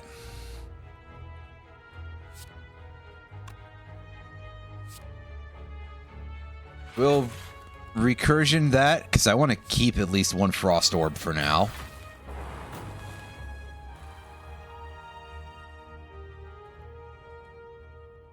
Yeah, so I'm going to have enough to tank this damage. The frost orbs are quite nice because they give you that little extra bit of margin for you to be able to defend yourself better without having to rely on so many defensive cards. It would be a thing that would be quite helpful if we had to deal with those guys who cause you some issues when you play non-attack cards. The Chosen, I think they were called. I admit that I have forgotten at this point.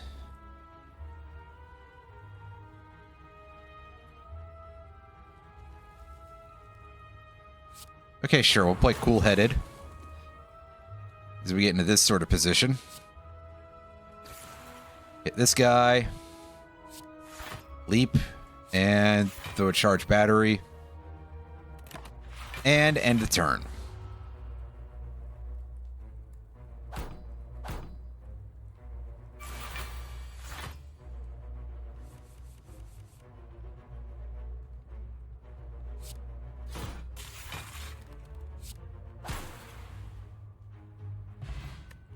Very nice.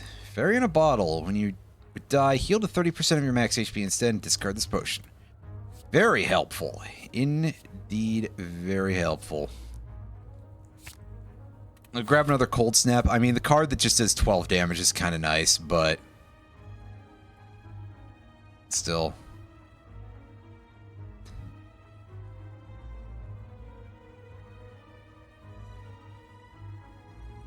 Yeah, I'll pay the max HP. As we become a vampire robot, apparently. This is a thing that exists. For whatever the reason is. Alright, yeah, minions fuck off without the boss. Okay. That makes sense. Good to know, though. These are machine learning and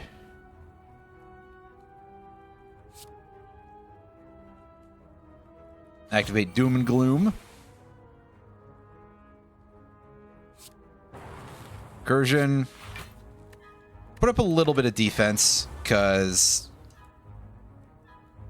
honestly, we're going to take a bunch of damage here anyway, but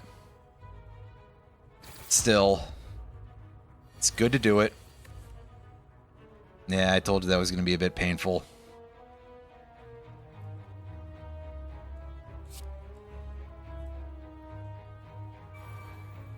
Heat sinks.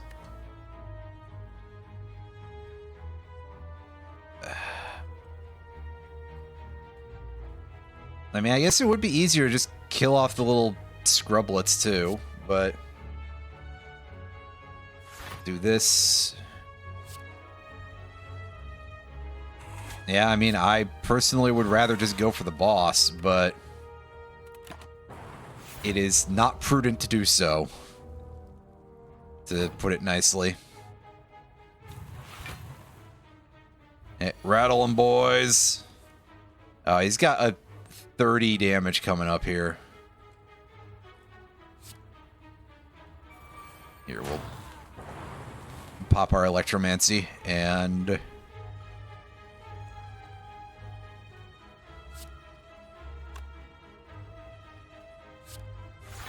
charge our battery.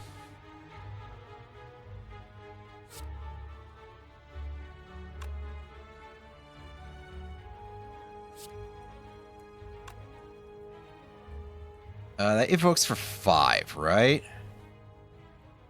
So that gives us 20 block, which is not as much as I would like, but we'll do it anyway. Because that's a big hit. We would like to block as much of that as possible. We don't know what that guy's doing, but it's something, all right. Get a little cool-headed here. Bullseye. Bite him, and channel lightning. Enjoy all your extra damage. We probably don't need to block because it said he's not defending, or not attacking, so... Oh, right, he's summoning more little chuckleheads here. Okay. I gotcha. That makes sense.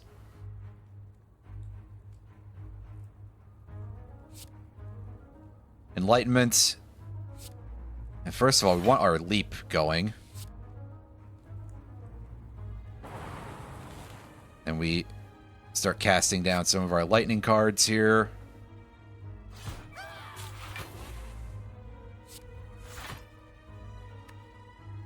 Yeah, this is not going to be pleasant, but...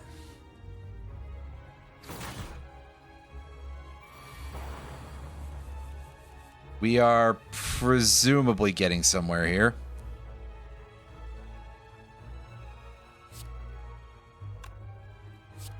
Bite him. Channel of Frost.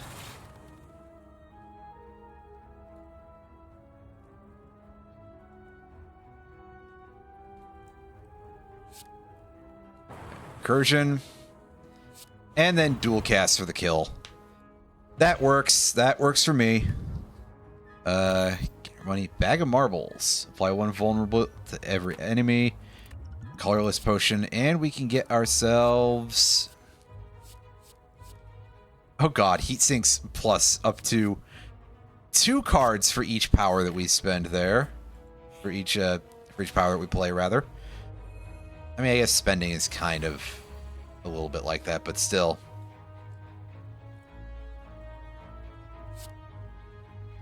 Loop. Machine learning. Cool-headed. Leap. And... I could probably have played the Streamline because he's just doing debuffs this turn. Which inflicts confusion. If you draw a card, randomize its cost. That is... not a thing that makes me very happy because of the fact that that becomes a 3-coster.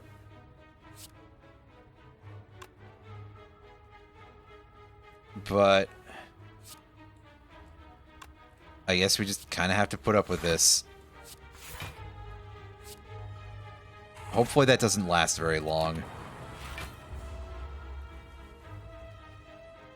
I don't know if it has a duration or not, really.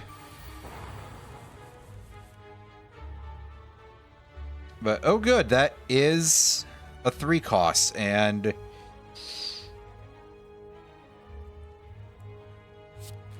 I was going to say, I kind of have to play it if I want to do anything this turn, and that's not quite true, but...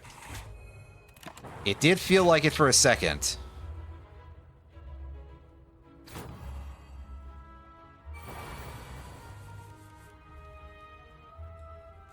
Heat sinks.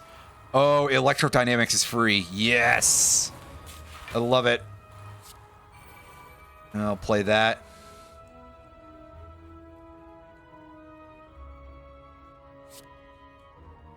And play the cold snap. Bite. And defend. Are we dying from this? I think we're dying from this. Anyway. No, we're just barely living.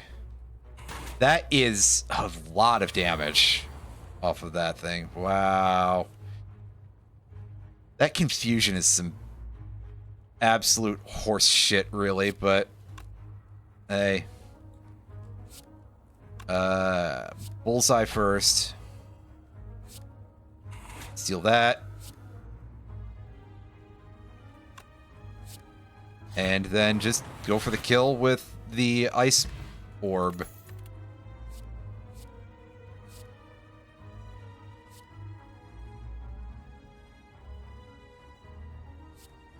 Alright, we'll take the Skim Plus. That seems pretty strong.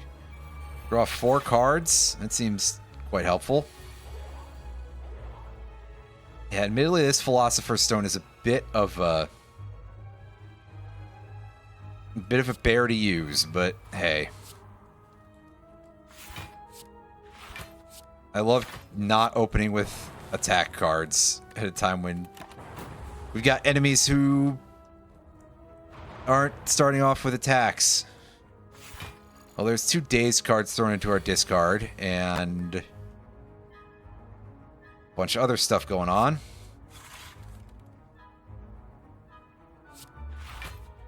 Play that.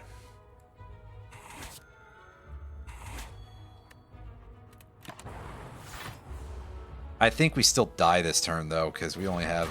Yeah. Oh, no, we activated our fairy in a bottle, which I forgot was the thing we had, so... Use the colorless potion. Forethought, discovery. Yeah, we'll use that. We'll play a loop. Play this.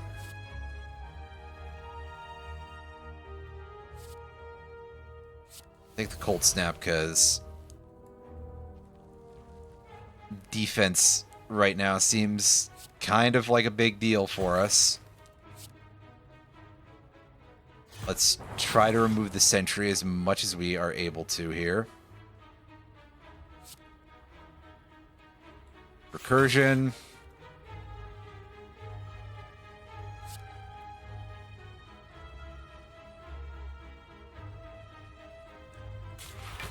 Use that. Well, it was great that most of our electric orbs didn't target this thing. It's deeply disappointing.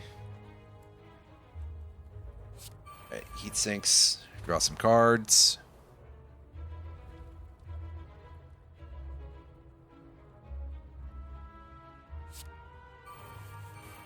Play that.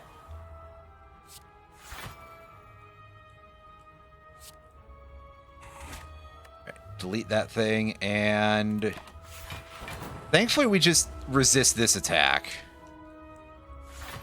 But also this thing is getting quite tanky. And it's about to go for 22 damage at us. And our ability to use defensive options is kind of severely reduced right now.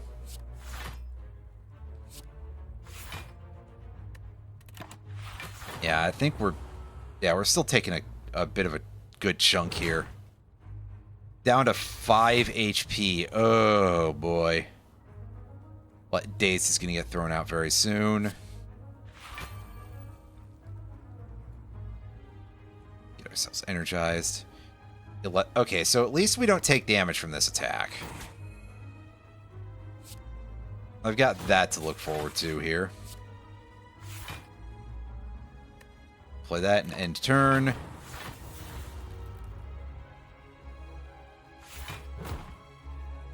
This is a case where we got to be really defensive.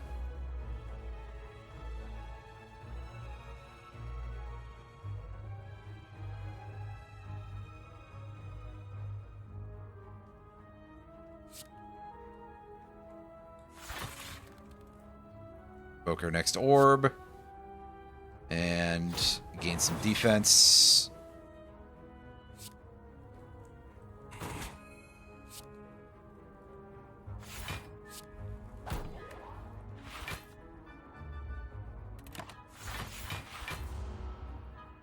Yeah, still taking 2 from this. But hey, at least our frailty is worn off finally. Right, skim. Cool-headed. Dual cast. Cold snap. And turn. And destroy 3 more dazed cards. I think we've gotten rid of all of them now, which is great. Because there were so many that thing keeps dumping on us. Alright, now keep going in here and 16, 22. Okay, we actually don't take damage from this turn, so I'll go for the streamline. And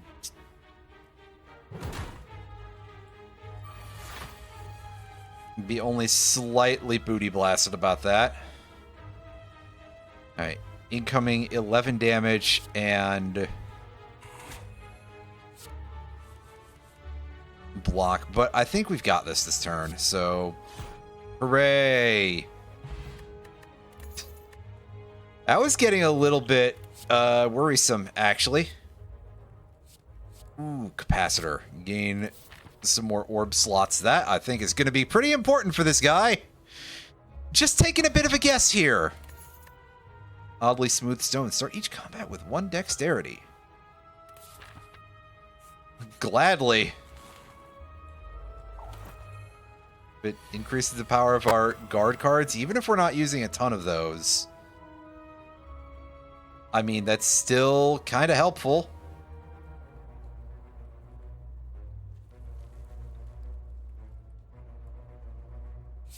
Alright. So that. And just start biting these guys.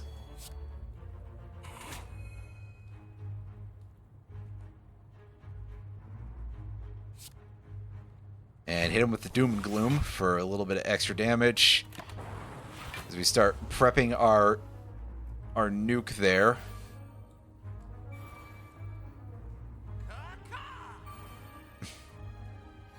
I like that's just a guy who's just yelling, "Caw-caw!"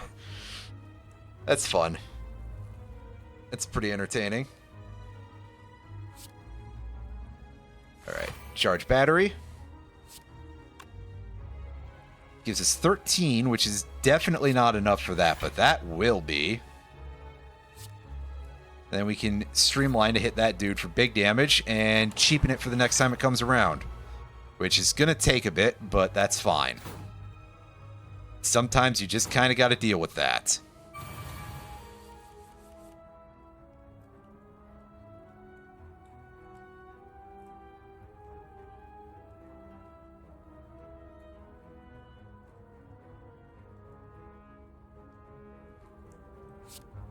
Alright, we'll pop electrodynamics right away. Alright. Capacitor. Machine learning.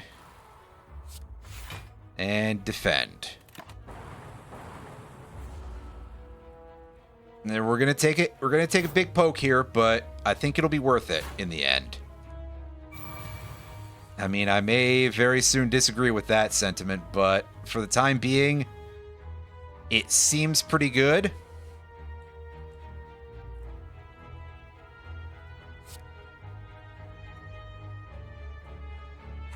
All right, hit that guy. Hit that guy. Hit that guy. And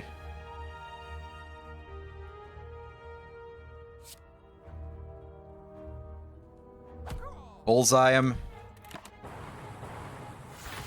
And once again, we're taking a bit of a smack here, but you gotta do what you gotta do sometimes here. And in that case, that's going to just be us fighting this guy a bunch.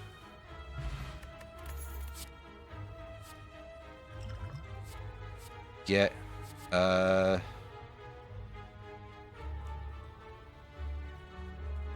That Seek card seems pretty helpful.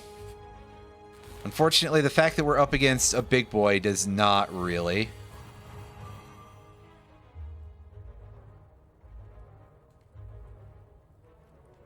They've got quite a lot of damage on board that they can do here.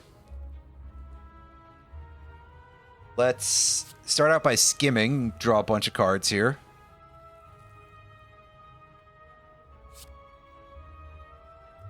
Play our heat sinks. And let's go seek something out. Electro, I guess? Sure, let's go with that. And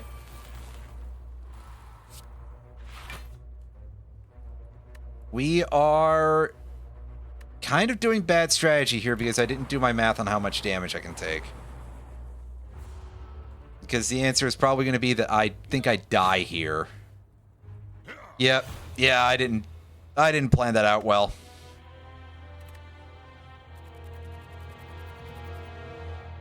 Oops. But this is still a pretty interesting character, so let's take a look at this daily climb thing here. I just have to play it once in order to get there. To unlock that, huh? Whenever you defeat a boss, become cursed, use starting relics replace with cursed key, Darkstone Periapt, and Duvu Doll. I don't know what any of this or paths which strong 200% gold, but you can no longer submit the rest sites. Okay. What do you got going on? For each curse in your deck, start each combat with 1 strength. You have no curses. First key. Gain energy at the start of your turn. Whenever you open a non-boss chest, obtain a curse. Whenever you obtain a curse, increase your max 6. Okay, this is looking interesting. The things you are currently showing me, game, are well, they seem pretty unusual. I sort of like the direction you're going, but I think I may end up hating it. We'll find out.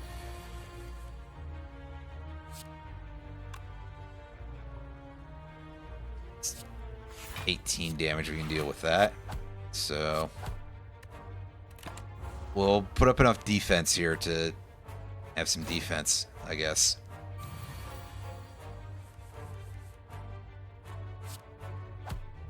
Unfortunately, no evocation shenanigans for us, but that's fine. We can just beat his ass the normal way. Good enough for me. Yeah, those frost orbs seem pretty useful.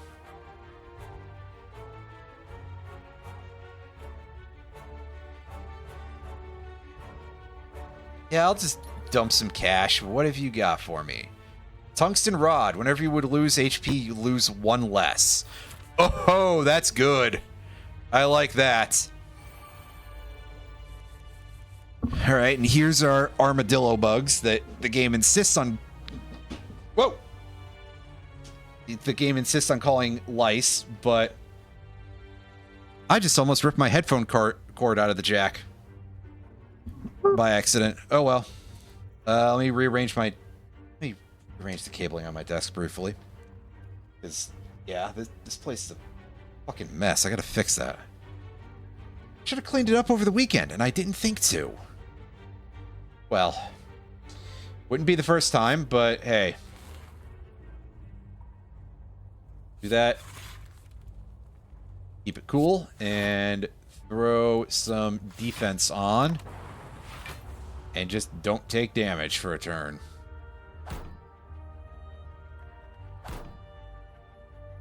Sometimes the cleverest thing you can do is just not take hits. Unfortunately, we're in a position where that's not going to be quite as doable here, but we can remove an enemy, and that will get us pretty close. It's kind of like not taking hits. just killing everything is mitigation, so... Hey. Channel of Frost, Channel of Lightning, and we are out of there. Give me your money, and... Sweeping Beam. Oh, that looks kind of strong, actually. On the other hand, I do like the Charge Battery, but I'm going to take the Sweeping Beam here. The Sweeping Beam, the Gleaming Bream, wait. Ooh, yeah, so... Here's our... We want to get Cursed, because that gives us boosts.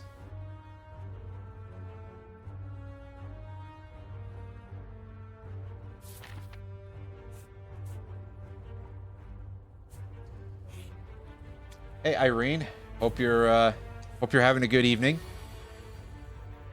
Yeah, see, and then we immediately draw the injury, so we can't do anything with it. Oh, well.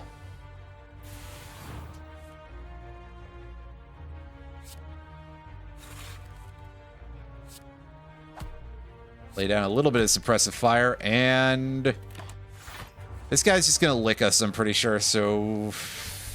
No need to even consider guarding. There we go. Pretty good. Exhaust a card. Sunder. Now this. That seems pretty good. That seems like quite the clobbering time for us.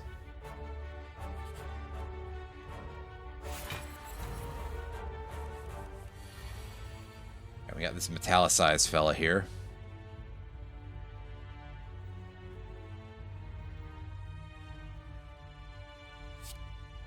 Just electrocute Lagavulin for a good chunk. And going for some damage. Sunder isn't really going to help us in a battle like this, unfortunately, but it was worth a good amount of hurt, so... Honestly, I can't complain too much about drawing it first turn.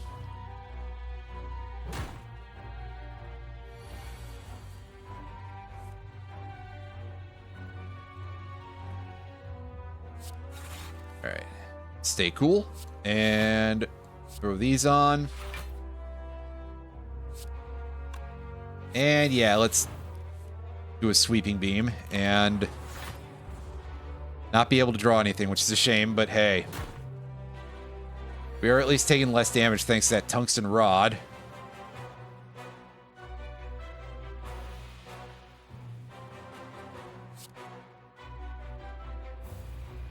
Sunder and... Strike. I don't want to use the Lightning Orb just yet.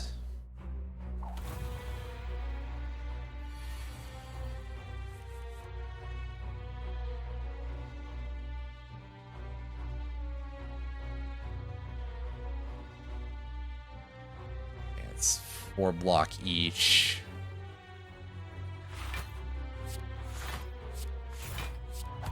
That, do some damage, and proceed.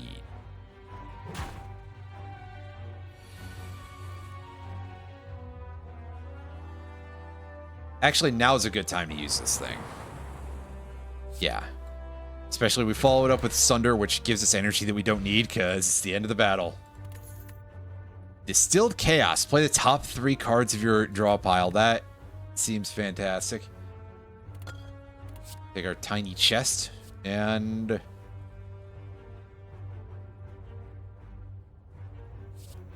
I want the leap. I want some more defense. I want to build defense early on here. Go here, get some HP back, because, yeah, we can't smith anymore, but that's fine. Apparently our robot needs to sleep. Lose 3 HP and 25% chance of finding a relic. Hey, we found something. A Gremlin Horn. Whenever an enemy dies, you gain 1 energy and draw a card. That seems massively powerful, actually.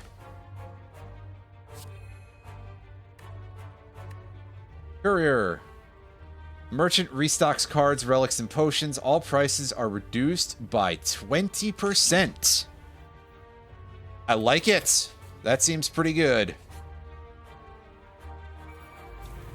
Well, we get 2 strength now.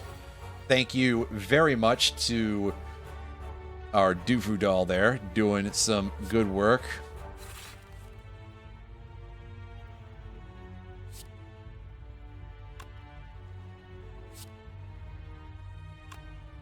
Let's, yeah, let's just use our smaller things here, because we'd like to prevent damage, because we do have the issue of damage stacking up over time on us, and that could be a bit of a problem. Hit that guy with the laser beam, and go with that.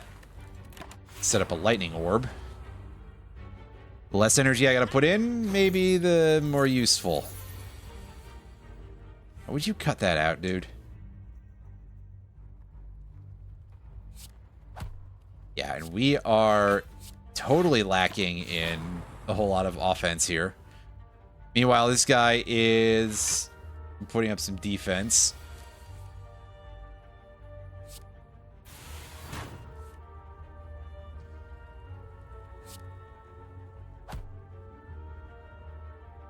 Enemy intends to escape.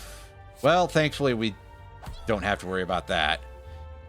Give me back my money, you fucker. That's right.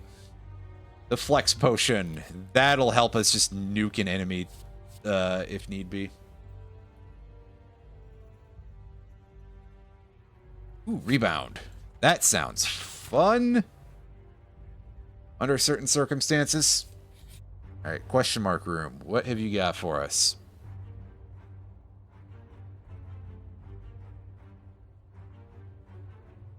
Transformed or removed from your deck, lose 3 max HP. Ah, that's fine. Again, just pick that stuff up, because those curses actually seem to help us here. I don't know that we're going to get very far with this, but we're giving it a shot. Ooh, another rebound for sale. Nah, every time you play 3 attacks in a single turn, gain 1 dexterity. Sense of Steel, gain 4 plated armor. Potions always appear in combat rewards. Start each elite combat with 2 strength. Unfortunately, that doesn't sound like it works on bosses, but hey. It's 1 less energy for each power card. Play this combat. I haven't drawn a whole lot of powers, though. Take that. We will...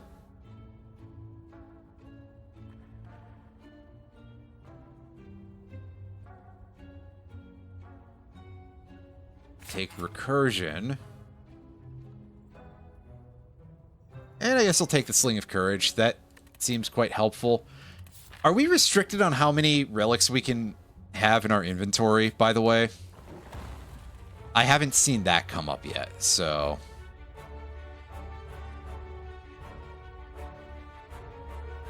Let's take the grow one. How's your...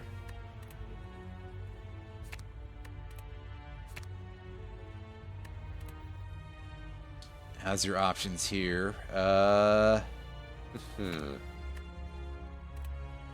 I personally like... I think... I'm gonna upgrade the loop. I don't know if that's necessarily our best move, but we'll give it a shot. Mercury Hourglass. At the start of your turn, deal 3 damage to all enemies. Oh, I appreciate that quite a bit. We've taken so little combat that I haven't needed to rest for a minute here. That's great. Alright, we're facing off against the Guardian again, right? Yeah, it's the Guardian. Couldn't remember his name for sure.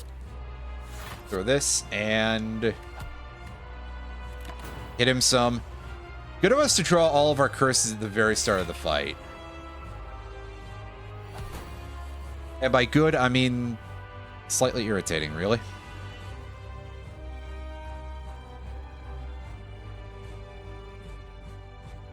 Even worse, we immediately proceed to draw almost no defense. Well, we'll play that. We'll just hit this guy as much as we can.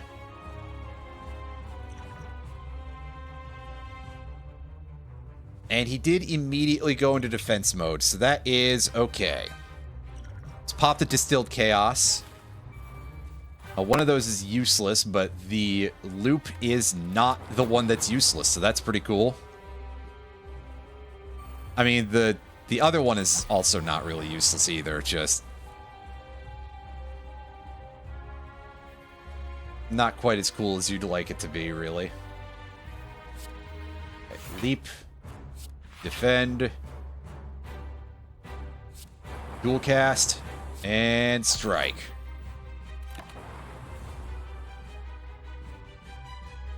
I'll dual cast that orb because we're doing a good chunk of lightning damage off of it no matter what. So, hey. Recursion. Get cool-headed. Which is great because we want some defense going. He's going to swing. And he stands up. I actually could probably use another one of those recursions right about now, but...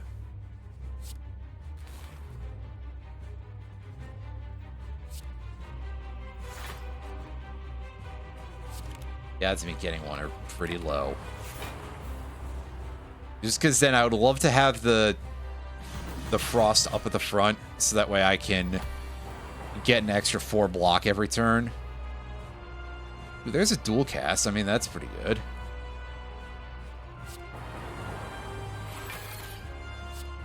Alright, yep, enter your turtle pose, buddy. We're gonna crack that shield as soon as we can. Put shields up, and... let's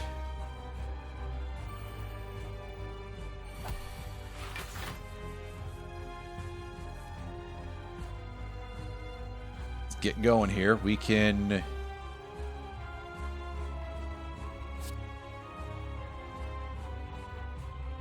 rebound, and we take some damage back, but we will gladly play another leap. Do this.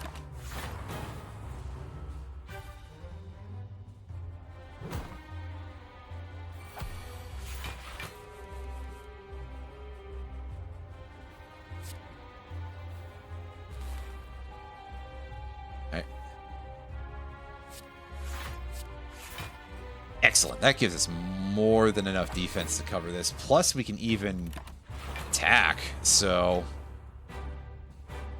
we're in great shape here.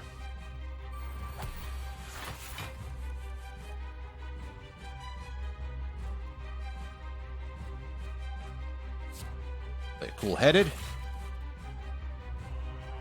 And, I mean, we can just go straight for a big hit of Sunder here if we want to. But I think we can do better. We'll use the Sweeping Beam. And Strike. And Defend is pretty useful too.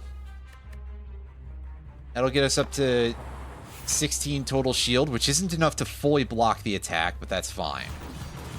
Honestly, I'm at the end of the zone. I probably don't need to be so defense-minded.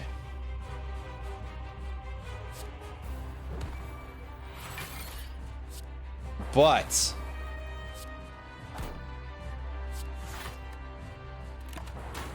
even then, this is going just fine. This is it's just a habit at this point of going into a more defense-oriented position at basically the drop of a hat. And we got a curse. I didn't see what it was, which is unfortunate, but we do get a card we can add here. Creative AI, not really a thing that actually exists at this point. Oh. At the start of your turn, add a random power card into your hand. That seems quite strong. All for 1. Deal 10 damage, but all cost 0 cards from your discard into your hand. Echo Form. Ethereal. The first card you play each turn is played twice. Oh, wow. Yeah, we'll take that. And open the box. What do we got? Every 2 turns, gain 1 orb slot. Whoa! Upon pickup, transform 3 cards, then upgrade them.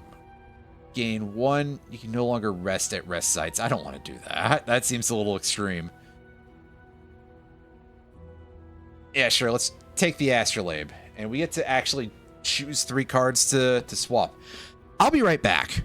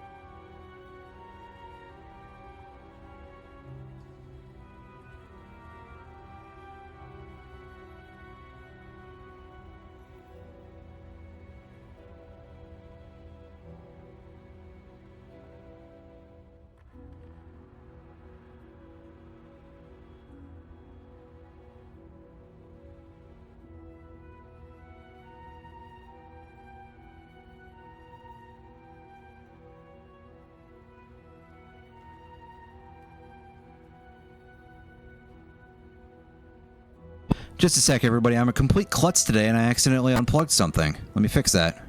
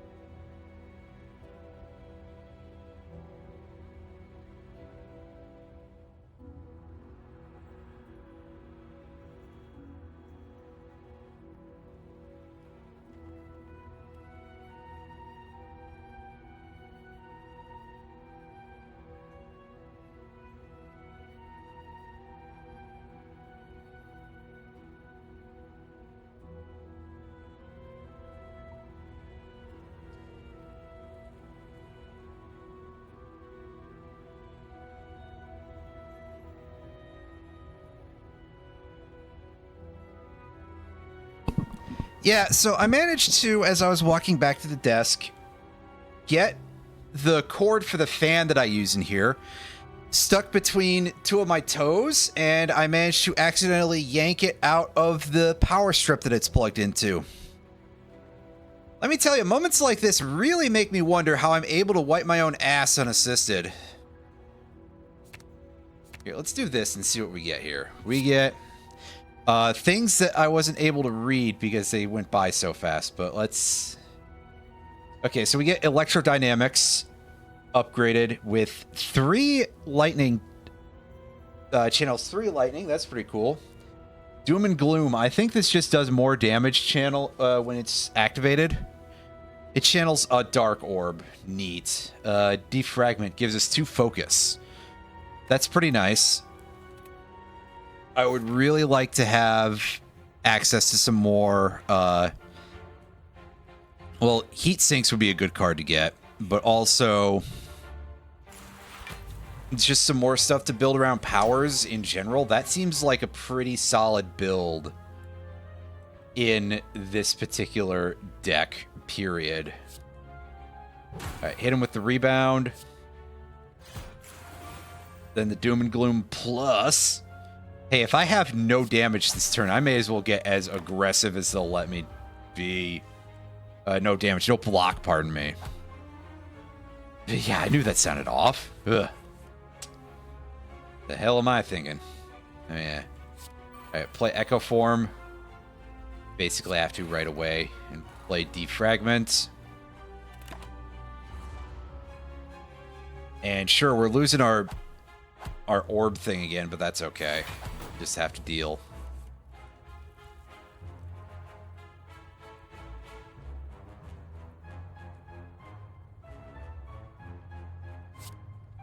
Defend. Sweeping Beam. Loop. And Recursion. And look at that. We actually preserved the boosted damage that was on our Dark Orb. That's cool. I really like that.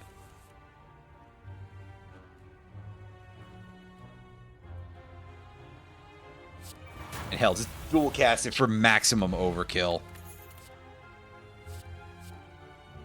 Turbo Plus. Add a Void card. Unplayable Ethereal in this card is drawn, lose 1 energy. That's a little rough, but hey. Take the Static Discharge. Building towards power effect seems kind of good. If we're able to. Ooh, I mean, hey, it's a curse, but more importantly, we get a free relic.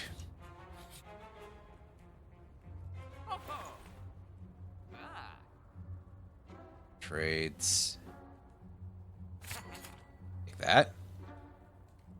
Capacitor. X Lightning. Install for 1. Overclock. 2. Add a burn to your discard. I mean, hey, it literally is 0 energy to play, so we'll take that. Symbiotic Virus. Start of combat, channel 1 dark. Start of your 3rd turn, gain 18 block. Tremendous. More pellets. I like it. Capacitor. Oh, I don't have enough for Storm now. I wish I could sell things to this guy, but that might be considered a little bit strong. Oh well.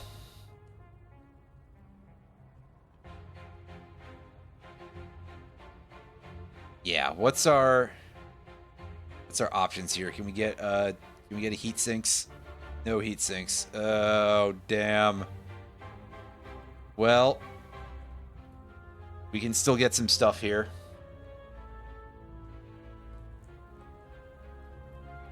Equilibrium. Retain your hand this turn. That seems pretty strong.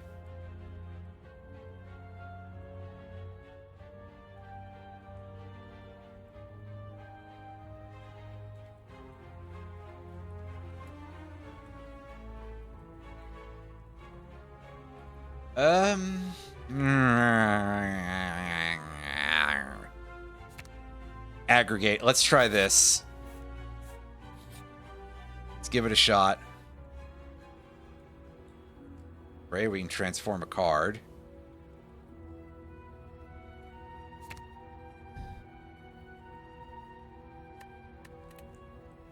Transforms into fusion.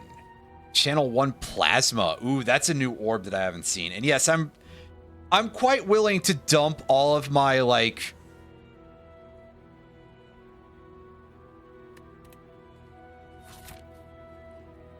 basic strikes to just turn them into orbs, because that seems fun.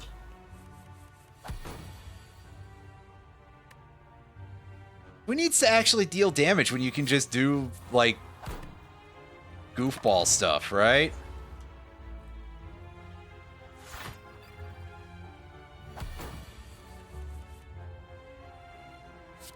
Okay, start off with Echo Form, and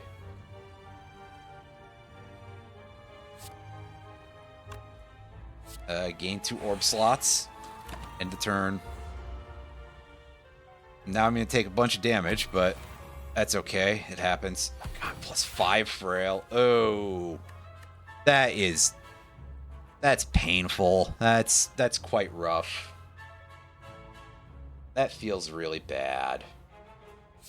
But we'll double leap and Hit him with the old sweeping beam. Loop. And... no fusion available to me yet. Throw up some more defense.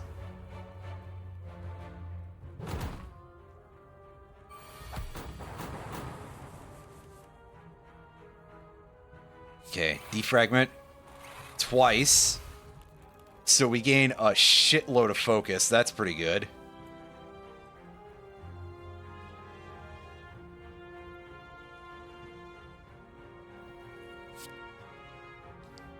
Rebound.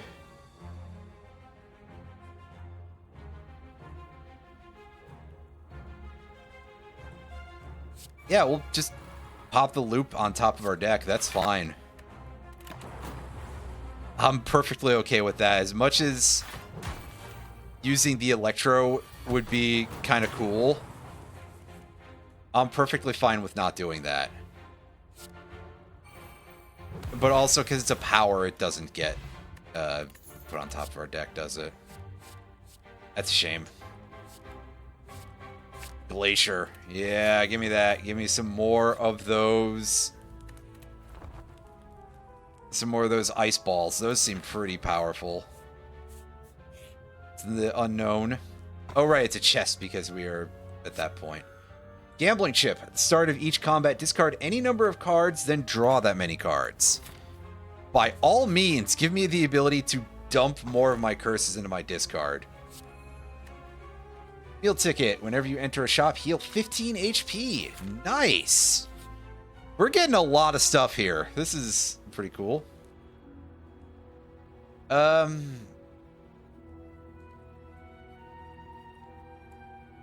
don't think that's worth doing.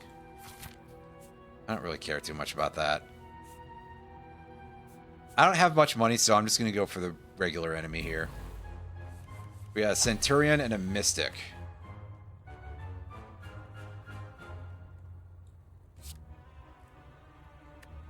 Okay, yeah, we just chuck that out.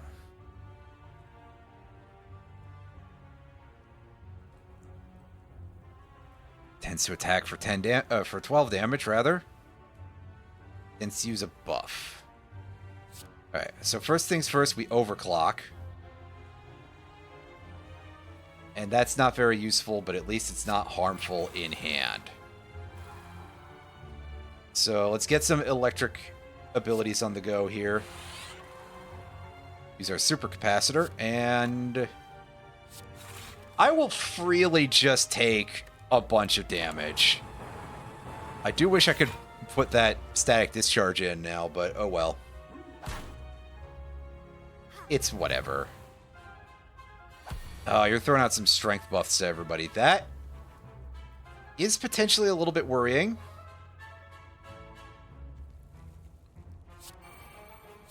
That, do that, and sweeping beam.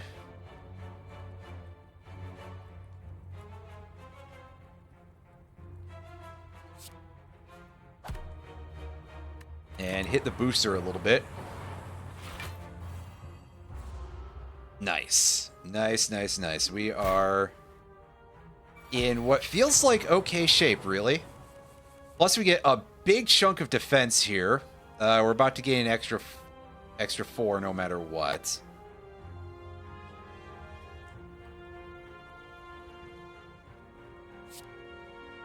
Channel some lightning. And activate that. This pain effect doesn't feel like it's going off. Unless I'm, like, just horribly mistaken. It seems to not actually work.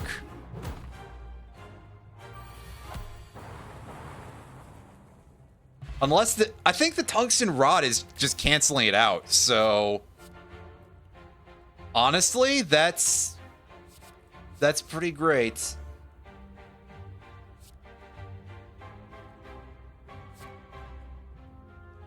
Sure, the steam barrier. The bigger our deck gets, the less we have to worry about, things that repeat get worse. Okay, we chuck those and we draw another 2. Unfortunately, we did still draw a doubt card, but oh well.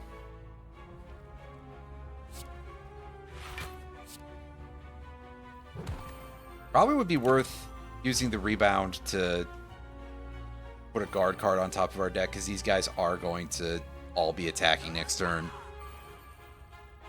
But, oops. I didn't think that through as well as I should have, I guess. Glacier. Let's... cool head about this, and... let's end the turn, because we got nothing else to play.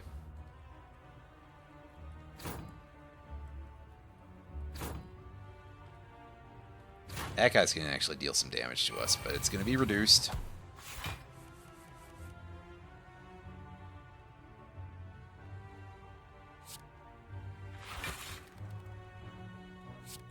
Excuse me.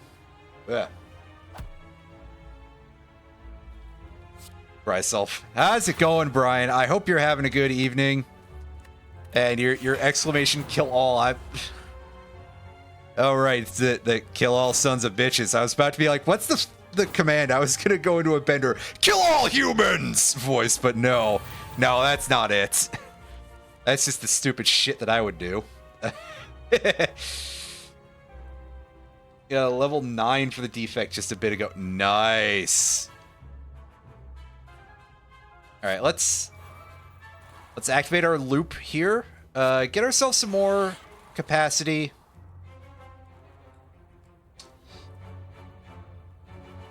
We still got some cards in there, so we can do that. And unfortunately, it doesn't get us quite enough to do both of these, but hey, that's fine.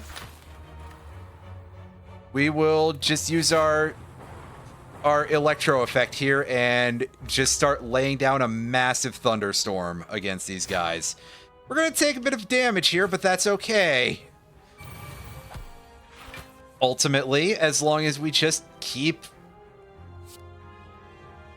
doing a bunch of goofy things with this. No need to overclock, really. Let's play that before I forget. Yeah, probably don't need to add extra burns to ourselves here. And we take some more damage. Well, not quite anymore because we've got 4 and 1, so it's not... Hey, Retro. And this sweeping beam will just clear these guys out. My powers were matched! Yeah, I continue to be disappointed in yourself, Mr. Birdman. Deals damage equal to 3 times the number of frost channeled this combat to all enemies. We're doing a lot of that, so that Blizzard card is going to be kind of useful. And I will gladly take a rest here and get some more HP back, because we did get kind of our asses kicked a little bit there by those guys. On receiving attack damage. Right, we'll toss that out. That's fine. Unfortunately, all we did was draw another curse, but that's okay. Honestly, I probably need to put more actual strike cards in the deck, because I do realize at this point, wait a second, I did make a slight mistake by not... by transforming so many of those, when a big part of this build is supposed to focus around this thing. Oh well. Oh well. It's fine. I'm still kind of learning the... Well, I guess all of our other shit kind of works pretty well, too, with that. So, what the hell am I thinking? That's fine. Play that. And go on defense. We're still going to take a bit of a poke here, but it's at least reduced somewhat by that tungsten rod. The inanimate carbon rod. Wait. The inanimate tungsten rod. Oh, tungsten. That is a metal that exists for sure.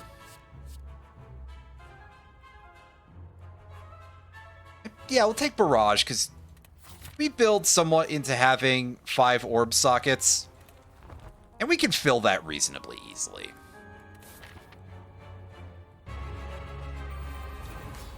Ooh, we've got the Bronze Automaton, and I don't really feel like I need to discard any of these cards. This is actually a pretty solid hand here. So we'll aggregate, and we will do some electrodynamics here. Create a Plasma Orb.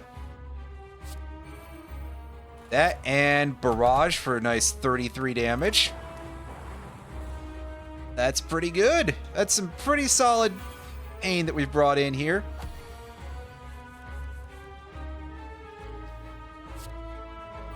And this guy dropping some minions, that is also completely acceptable by us. You go ahead and start shoring up the numbers a little bit there if you need to, dude. Thankfully, our Electro Dominance, or whatever it was called, it's just shortened to Electro in our buff list, lets us do a ton of damage to just everything on the field. Plus, with the loop, we just dump huge amounts of damage onto these enemies. I don't know what else to even say there. We'll play another loop in case we need to, but I'm not sure if we're going to need to. But nevertheless, dual cast, do that. So we miss out on the big damage from Sunder, but that's okay. It's fine. We'll make this work eventually here. He's setting up some defense and some buffs, but I don't really care too much about the defense because our loop triggers the orb 3 times. So big whoop, quite frankly. You go ahead and do whatever it is you're doing, buddy. No, he's about to hit us, but again, thankfully the inanimate tungsten rod is going to block some damage for us. So we're in good shape. We are in good shape, and I'll activate the Glacier now, and sure, we're losing our Dark Orb a little bit early, but I think we're okay still. Probably.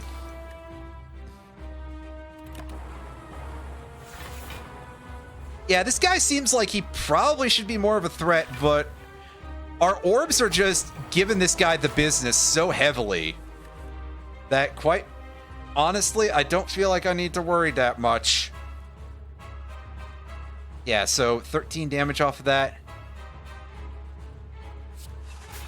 That should be worrying, the 51 damage attack, but we're okay. Plus, we enter the next zone, so we just get fully healed. Hyper Beam, so we lose all your orbs, gain 1 energy and draw 1 card for each orb removed, and exhaust. Unfortunately, they're removed, so they're not evoked, are they? Ooh. Yeah, we kicked his ass, quite frankly. We came, we saw, we kicked his ass. Elites drop an additional relic when defeated. Nice. But what else have we got? Tiny House. Gain 1 potion, gain 50 gold, raise your max HP by 5, obtain 1 card, upgrade 1 random card. That's nice. Runic Dome. Gain. You no longer see enemy. Yeah, I think the Black Star is probably going to be our choice here. As we enter into Act 3, The Beyond.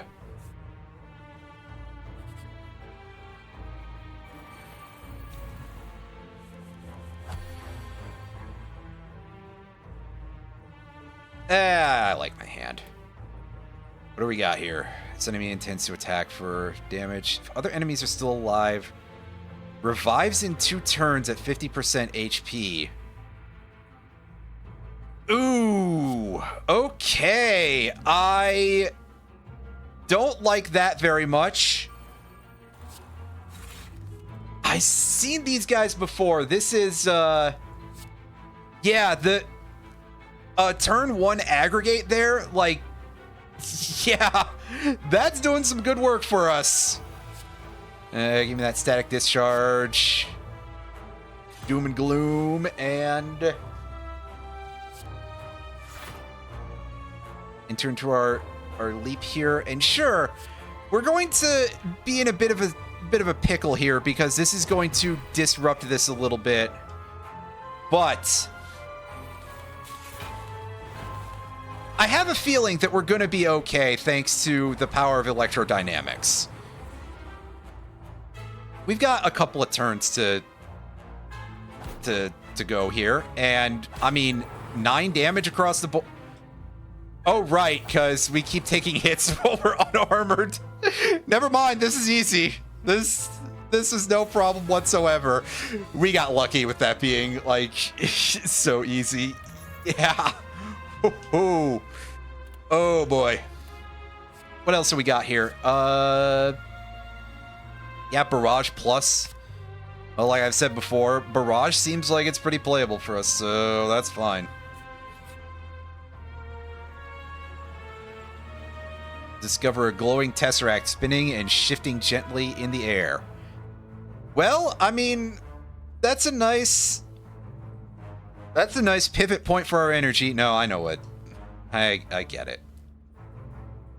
Yeah, let's shank ourselves pretty severely here. And what do we get? What do we get? What do we get? Heal some HP and exhaust. Dramatic entrance, pardon me. We'll take that. That seems fun. Magnetism. At the start of your turn, add a random colorless card into your hand. You can trip them. Forethought. Put a card from your hand to the bottom of your draw pile. It costs 0 until played. I'll take the magnetism instead. Violence. Put 3 random attacks from your draw pile into your hand and exhaust. That sounds like fun. This finesse card, that seems great, actually. Right, plus we get another chest here on the account of our tiny chest, which is great because we get another curse. And we get a data disc. Start each combat with 1 focus. Yes, that is great because we're so like orb happy here. Fight a boss from Act 1. Obtain a rare relic. Create all card. You can no longer heal. I don't like that. 2 normality. While in not playing more than 3 cards. Oh, that's rough. I think I'm gonna take the I am war. Let's go for it. Show me potato salad. What have we got going for us in our first hand here? Ooh. Okay. Dramatic entrance. Get our magnetism power going, and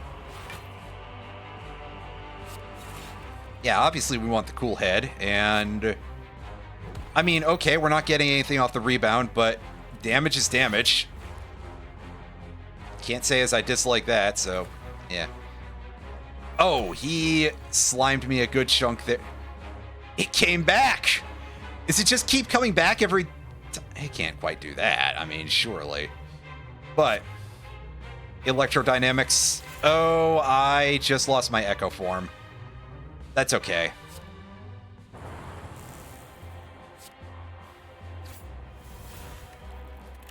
We'll just keep hammering this. Oh, right.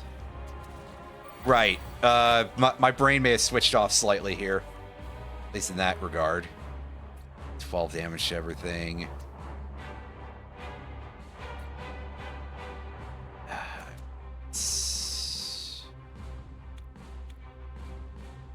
Yeah, we pop that immediately. And then we finesse ourselves a little bit, and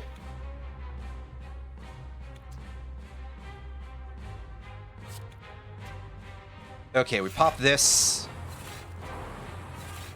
Do some pretty good damage all over. Okay, so that's worth 2 energy each. Gotcha. Fair enough. Now, of course, that's not really an amount of energy I can use here, but... oh well. We're learning things a little bit, or... you know, maybe failing to learn things a little bit, but that's okay.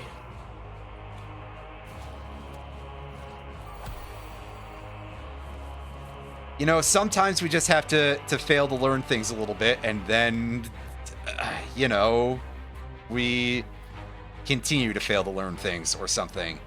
Draw 2 cards, put a card from your hand on top of your draw pile. So...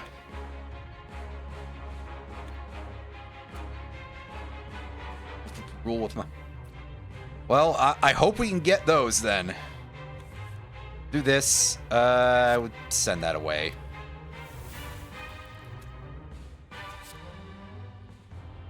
It's fine. We'll loop a couple of times here. And pop this. And we clear them out with the lightning bolts. Yes, very nice. The prayer wheel. Normal enemies drop an additional card reward. Very nice. Beam cell, we'll take that. That sounds fun. We got some money. Let's go check out the shop. What have we got? Consume, gain 2 focus, lose 1 orb slot. That seems a little tough to deal with. Secret technique. Oh yeah, we've seen that one before. Purity. Exhaust up to 3 cards in your hand and exhaust. That could be pretty good for just sort of dumping curse cards out of our hand under the right circumstance. Yes, I do have that. That is true. So it's not completely unviable. I guess it's just a matter of like... it sounds a little tough because of the RNG that would be involved with that, just because of this. And also, I am kind of going a little bit nuts in terms of just maxing out the size of my deck. Let's pick up the bottled tornado, because I do... oh my goodness, I love like all of my powers. Pity about no heat sinks, but I think I can live without that with the way things are going here. I will gladly pick up...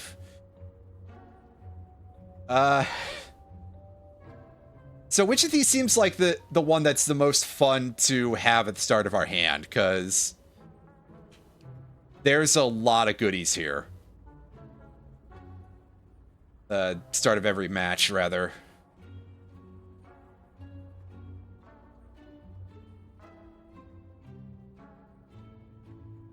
Yeah, so... see, I feel like just start with electrodynamics, because that boosts us so much. We would get a lot of damage in every turn, so... yeah, I guess I will go with this one, and we'll... if we fail, we fail, you know? Thread and needle. Ooh, 4-plated armor every combat. Seems good. Upon pickup, raise your max HP. It's alright. I'm going to pick up the Purity, and I'm going to pick up the Consume. That seems actually a lot more usable than I was saying before. What's the rest of our... that's right. Whenever you break an opponent's block, apply 2 Vuln. What's her potion? Like, liquid bullets.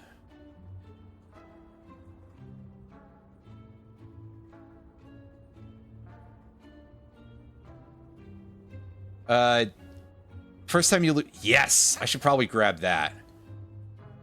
And I'll pick up the liquid bronze also, just to have that for up in the future.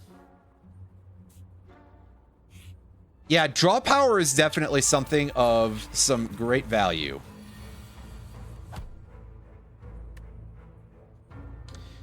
Okay, there's no real need for me to actually throw anything out here. So instead, we'll activate our electrodynamics. We will use our dramatic entrance here. And aggregate. I mean, at this point, why not, right? Rebound. Sweeping beam. Unfortunately, we don't just immediately redraw that, and we drew into a leap. That's not as great as I'd like, but that's okay. We'll evoke the orb anyway. That's fine. Yeah, this is the challenge round that's up here, so I was just like, okay, I want to try it out, because, again, this is my try out the game stream, and they gave us these incredibly funny things to start with. You get your cursed key. You get your Darkstone Periapt here, and the Dufu doll. So this just, I was just like, okay, the hell with it. Let's go absolutely crazy on stacking these curses.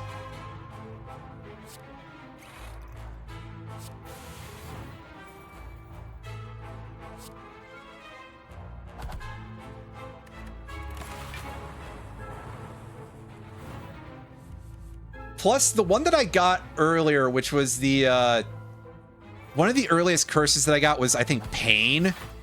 Or, yeah, this one. So this Tungsten Rod just negates it. Which makes my life so much easier. Hey, sure, we'll do this, and we just clear the board.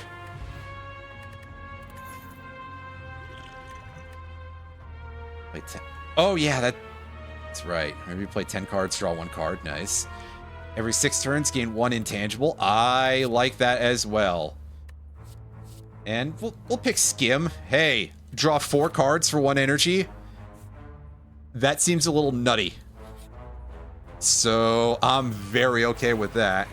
These guys have thorns, and yeah, so the shame can get dumped. Yeah, nothing special. Electrodynamics. Magnetism. Finesse. And dramatic entrance. And we drew some more cards that I can't play this turn. Yeah, this is just going to be like attack damage? Never heard of it.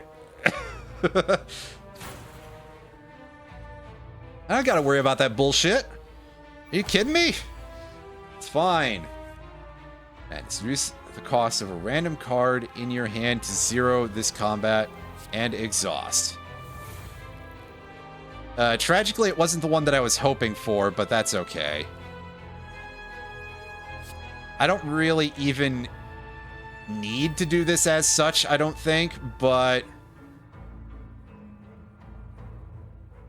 just end the turn. This will take care of itself. It's gonna buff next turn. That's fine. I don't have loop yet, but that's right, the Mercury Hourglass. I forgot about that for a second. Ooh, yes. Capacitor plus. Okay, we'll go with that. And I'll take the aggregate also, because being able to draw more of those early on seems like it could be quite helpful. May as well. I mean, hey. 12 cards, match them to keep them. 5 tries, no do-overs. All right.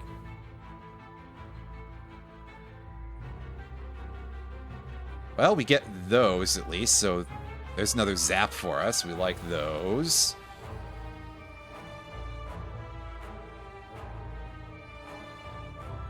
Yeah, we'll take a chaos.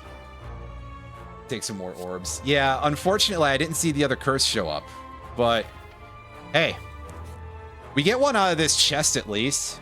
So, get a mango. On pickup, raise your max HP by 14. Yeah, that'll do. I mean, hey, it's free. What am I going to complain about?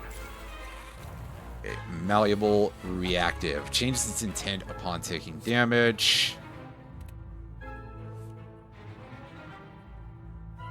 Alright, we start off by aggregating. And then we skim. And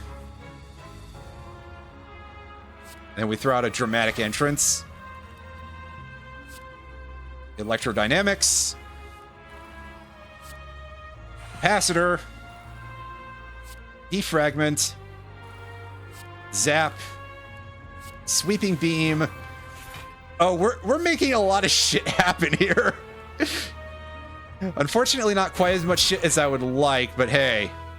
No real need to cast that blizzard right now, because we have no ice balls yet. What an incredible turn that we just got out of that.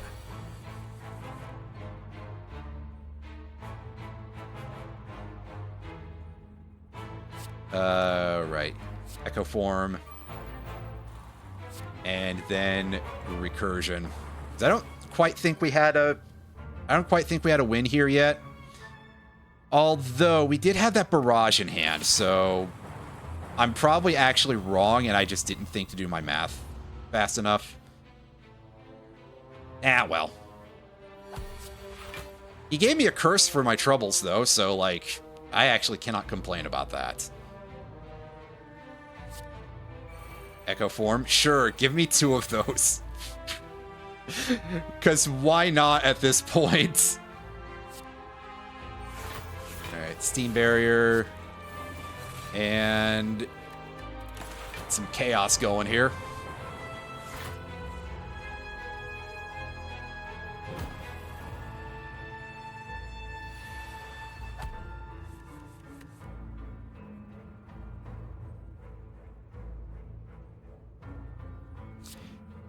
Here, you guys want to see a big number? Oh, it's not as big as I was hoping, but still. Okay, so Echo Form multiplies how many of our cards get boosted. Okay. Well, here, let's just finish this off instead of goofing around so much. Weak potion applies 3 weak. Well, we haven't used any of our potions yet for whatever the reason may be. I'll actually dump that and I'll take the weak potion. And we'll take ball lightning. And oh hey, there's another one in there and a chaos, but taking another ball lightning. Leaning into these lightning orbs seems to be kind of the play a little bit. Get another curse and we get the frozen egg.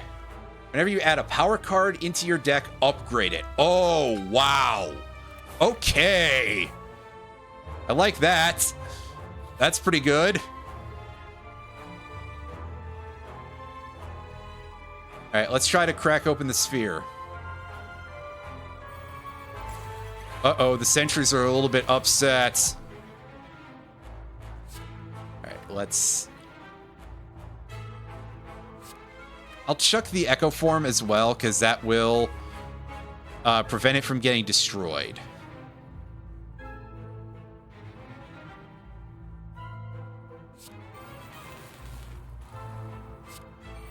That.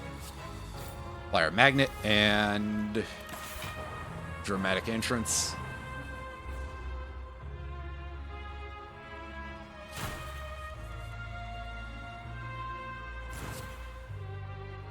Oh, he gave me some burns.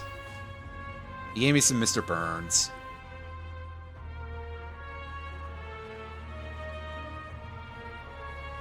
Just want to read what I've got going on here. Take the Sadistic Nature. That one's free as well. Sweeping Beam going. Ball Lightning. Target that one. And Doom and Gloom should clear the fight for us. Yeah. We are doing a lot here, so yeah, whenever you play through less cards during your turn, draw 3 additional cards at the start of your next turn. Absolutely.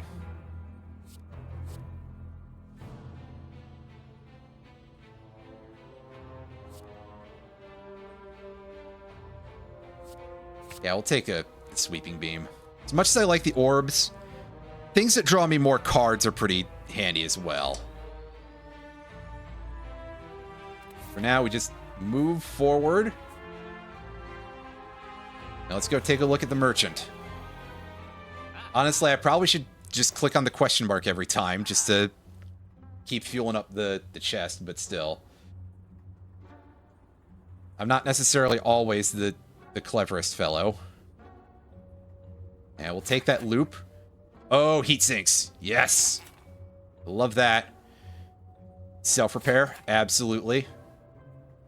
Static discharge. Yes, I'm just stocking up the deck with more. Oh, I'm 1 gold off. Damn it. I probably should be looking at these things too, but I was just like, well, I'll just keep stacking more of these cards because... Listen. Why not, right? It's a thing to try. Where's the golden idol? Or is that... Okay, yeah, enemies drop more gold. Sure, let's go for it. The Moai head probably deserves at least a little something.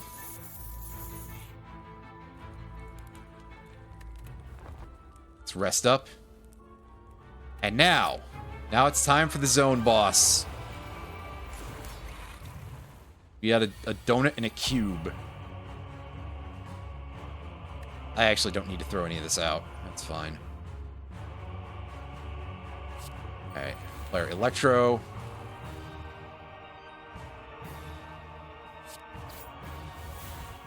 Exhaust. And you know what? I don't necessarily think I need the defend back on top of my deck.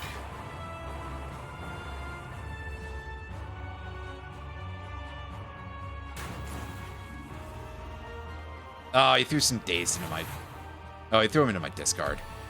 It could be worse. It could be worse. To be fair, it pretty much always could anyway. So... Start off by aggregating. And then... we... target... Oh, I gotta do this the way that uses my actual brain correctly here. That. Finesse. Activate our capacitator. Self-repair, even though we don't need that in this fight, but hey. Play that. Get our fusion orb, and away we go. I'm loving those huge numbers that come out of aggregate. Those are pretty fun.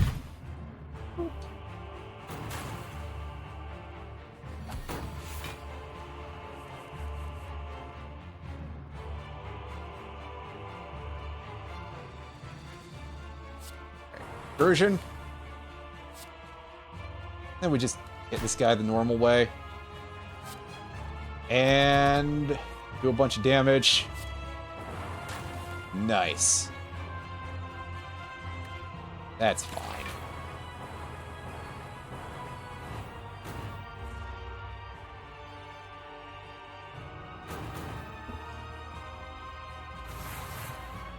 Those are in my discard. That's fine, because I have so much going with the rest of this.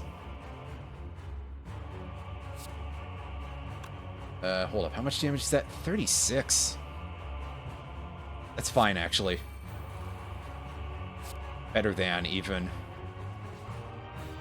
So since that will evoke that, we do that. Then we sunder.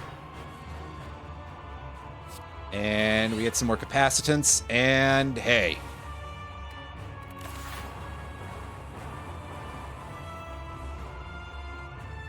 Oh man, this guy's gonna hit pretty hard, but that's fine. We're at the end of the zone, so provided there isn't another boss right afterwards.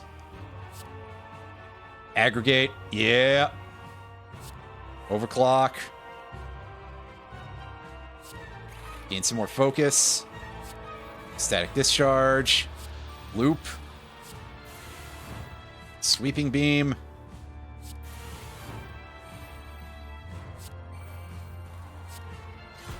Honestly, I just kind of love the fact that I'm able to do this much in one turn. This is getting really fun. I'm shocked that this run has lasted as long as it has, to be honest with you, but hey. Pulsing dread can be felt throughout the room. Is this the heart of the Spire? The source of this evil? You charge your core to its maximum. You deal 994 damage. Interesting number. Squirms and bleeds, but is ultimately still pounding. Your mightiest attack's not enough? I've been here before.